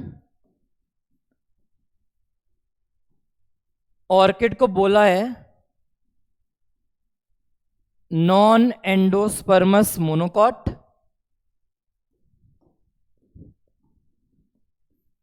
और यहां पे क्या ध्यान रखना है? कैस्टर रिसिनस इसका जीनस है, साइंटिफिक नाम, और सोलनेसी के मेंबर भी लिखे एनसीईआरटी ने. They are endospermous dicot. ये एक्सेप्शंस हैं. सिंगल व्यू में देख लो.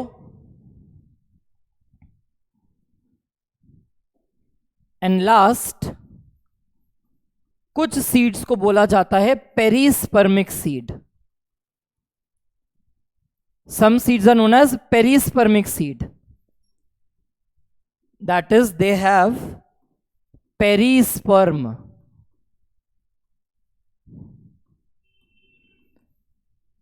हमने पढ़ा था ओव्यूल में स्टार्टिंग में न्यूसेलस था, लेकिन जैसे जैसे डेवलपमेंट हो रही थी न्यूसेलस खत्म होता जाता है. जैसे जैसे एम्ब्रियो सैक डेवलपमेंट तक आते हैं, धीरे धीरे धीरे धीरे न्यूसेलस खत्म हो जाता है या न्यूसेलस डिजेनरेट हो जाते हैं. लेकिन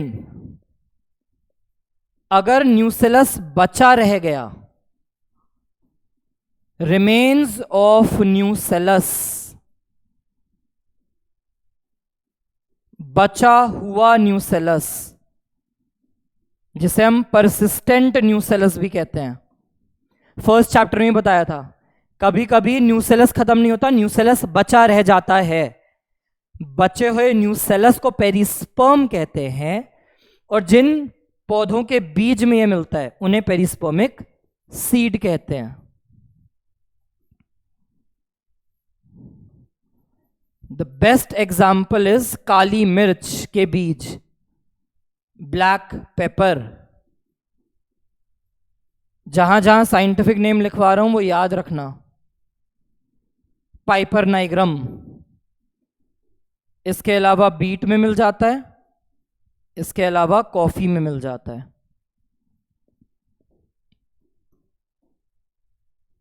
मेनली ब्लैक पेपर याद रख सकते हैं. बचा हुआ न्यूसेलस,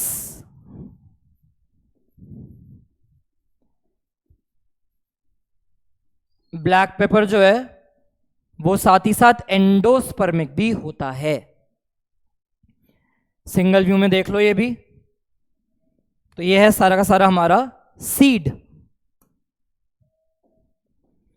क्या लिखा एनसीईआरटी ने? एंडोस्पर्म में either be completely consumed by developing embryo. Seed maturation से पहले सारा का सारा एंडोस्पर्म कंज्यूम कर लिया गया है, जैसे कि मटर, ग्राउंडनट, बीन्स, ये हैं तीनों डाइकॉट। और इट में persist in the mature seed. Mature seed में अभी भी एंडोस्पर्म है। अब यहां पर जो कैस्टर है वो तो डाइकॉट है, और कोकोनट जो है वो मोनोकॉट है।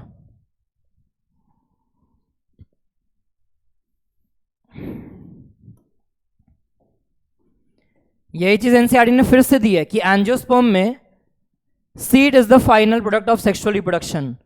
बहुत इंपॉर्टेंट है ये लाइन। सीधा क्वेश्चन आएगा, dash is the final product of sexual reproduction, तो तुम क्या आंसर दोगे? सीड। फर्स्ट चैप्टर में क्या बताया था? अगर लिखा हुआ है dash is the vital link तो जाइगोट, अगर लिखा है डैश इज प्रोजेनाइटर तो एम्ब्रियो।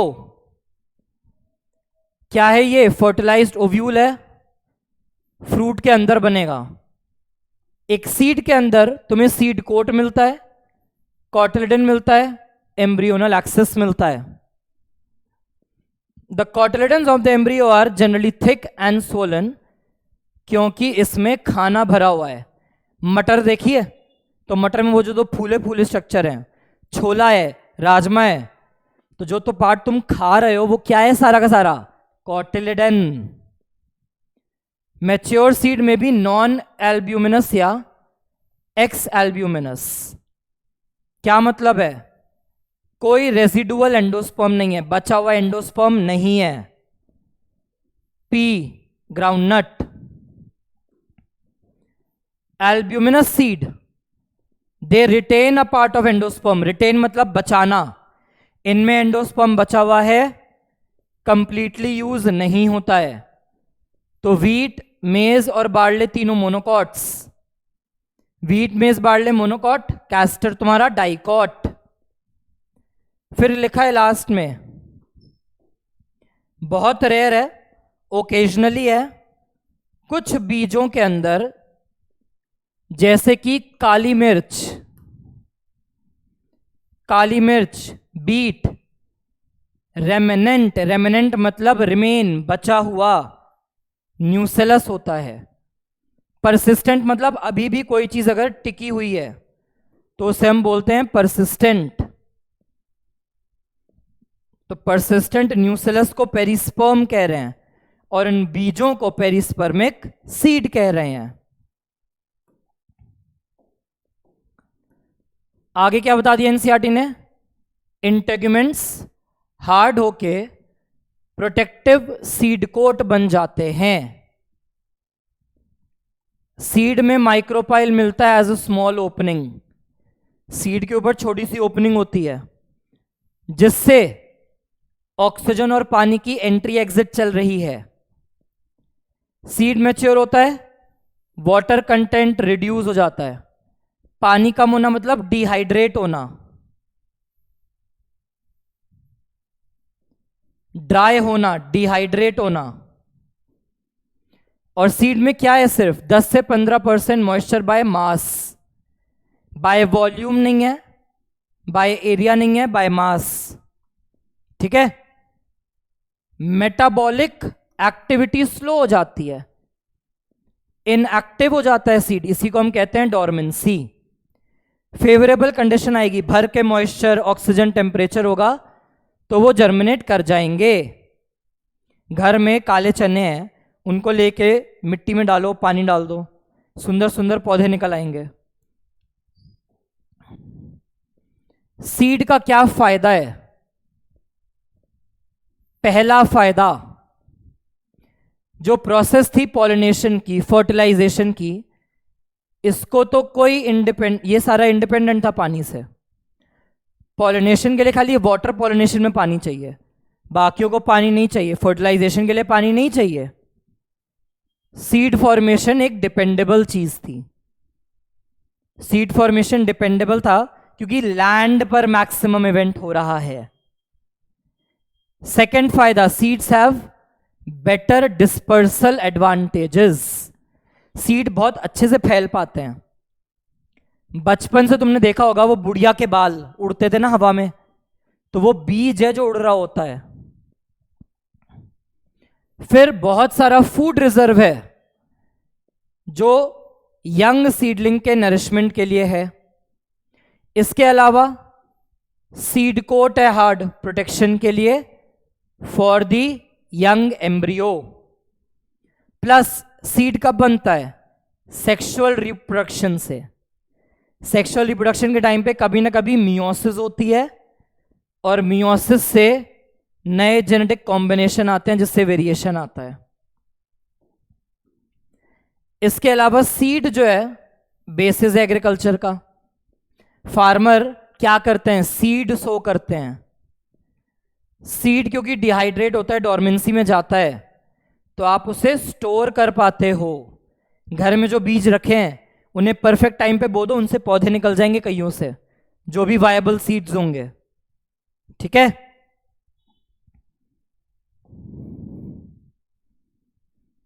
फिर ये वायबिलिटी का कॉन्सेप्ट आ गया। कुछ स्पीशीज में सीड की वायबिलिटी कुछ महीनों में खत्म हो जाती है और लार्ज नंबर ऑफ स्पीशीज में, ज्यादातर में कई सालों की वायबिलिटी होती है। क्या एग्जाम्पल दिया है? ल्यूपिन का। ल्यूपिन आर्क्टिकस आर्कटिक टुंड्रा से मिला था, 10,000 साल की डॉर्मेंसी, और 2000 की डॉर्मेंसी डेट पाम की, फिनिक्स जेक्टाइलिफेरा, किंग हेरोड पैलेस से आया था डेड सी के पास। ये 11th की बुक का डायग्राम है मोनोकॉट सीड का, सारा हमने डिस्कस कर लिया। इनका सीड कोट और फ्रूट वॉल फ्यूज्ड होता है।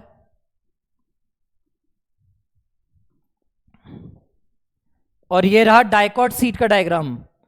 तो यहां पे दिखाया है कि जो ओपनिंग है वो माइक्रोपाइल है, और ये जो लाइन नजर आती है छोले पे मटर पे, देखना ये लाइन नजर आती है, इस लाइन को हाइलम कहते हैं, जो डाइकॉट बीज के ऊपर लाइन दिखती है। ठीक है। कभी कभी थोड़ा टाइम एक्स्ट्रा हो जाता है तो घबराया मत करो, धीरे धीरे हैबिट डालो।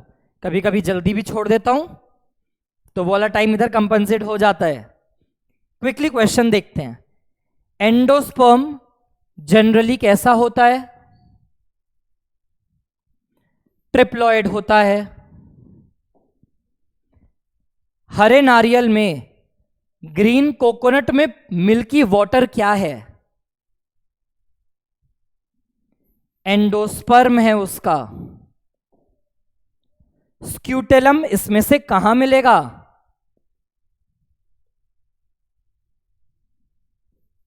ट्रिटिकम वीट में मिलेगा। रैननकुलस 11th में प्लांट ग्रोथ एंड डेवलपमेंट में प्लास्टिसिटी में दिया हुआ है, और ट्रिटिकम का वीट नाम लिविंग वर्ल्ड में दिया है 11th के। पेरिस्पर्म क्या था? What was perisperm? Remnant of nucellus, बचा हुआ न्यूसेलस। सीड्स क्यों इंपॉर्टेंट हैं? डॉर्मेंसी बना के रखते हैं, यंग एम्ब्रियो को प्रोटेक्ट करते हैं, और उसके लिए खाना भी स्टोर करते हैं। All of the above. ऐसे सीड जिसमें एंडोस्पर्म यूज हो गया है, क्या बोलेंगे उसे? एंडोस्पर्म यूज हो गया है सारा का सारा, नॉन एंडोस्पर्मिक। एंडो और एल्ब्यूमिनस तो सेम है। फिर ये एडिशनल नॉलेज, एंटोमो क्या था? इंसेक्ट। तो सी का 2 होना ही चाहिए, एक ही ऑप्शन में सही है। तो इसलिए मैंने कहा तुम कोई एक चीज जो मैंने कहा याद करने के लिए वो कर लो, बाकी जो मैंने कहा नॉलेज के लिए है, कर लोगे तो अच्छा है, नहीं करते तो भी तुम्हारे क्वेश्चंस बन जाएंगे। एंटोमोफिली इंसेक्ट याद रखना है तुम्हें, तो एक बार में सी के 2 से ऑप्शन सॉल्व हो गया। जूफिली मतलब एनिमल, जू हम वर्ड लगाते हैं एनिमल के लिए, ठीक है। तो thank you for your patience, सबको थैंक यू कि तुमने थोड़ा एक्स्ट्रा रुक पाए। तुम कभी कभी हो जाता है ऐसा टाइम ऊपर नीचे, बट कोऑपरेट करना है ना सबको, तो कोऑपरेशन किया उसके लिए बहुत बहुत थैंक यू। फिर हम मिलेंगे नेक्स्ट लेक्चर में, फ्रूट के बारे में पढ़ेंगे, एपोमिक्सिस और पॉलीएम्ब्रियोनी के बारे में पढ़ेंगे, ठीक है। विद दिस नोट एक छोटी सी चीज और कि ए जिंदगी बस मुझे इतनी हिम्मत दे कि मेरा आने वाला कदम मेरे पिछले कदम से हमेशा बेहतरीन हो।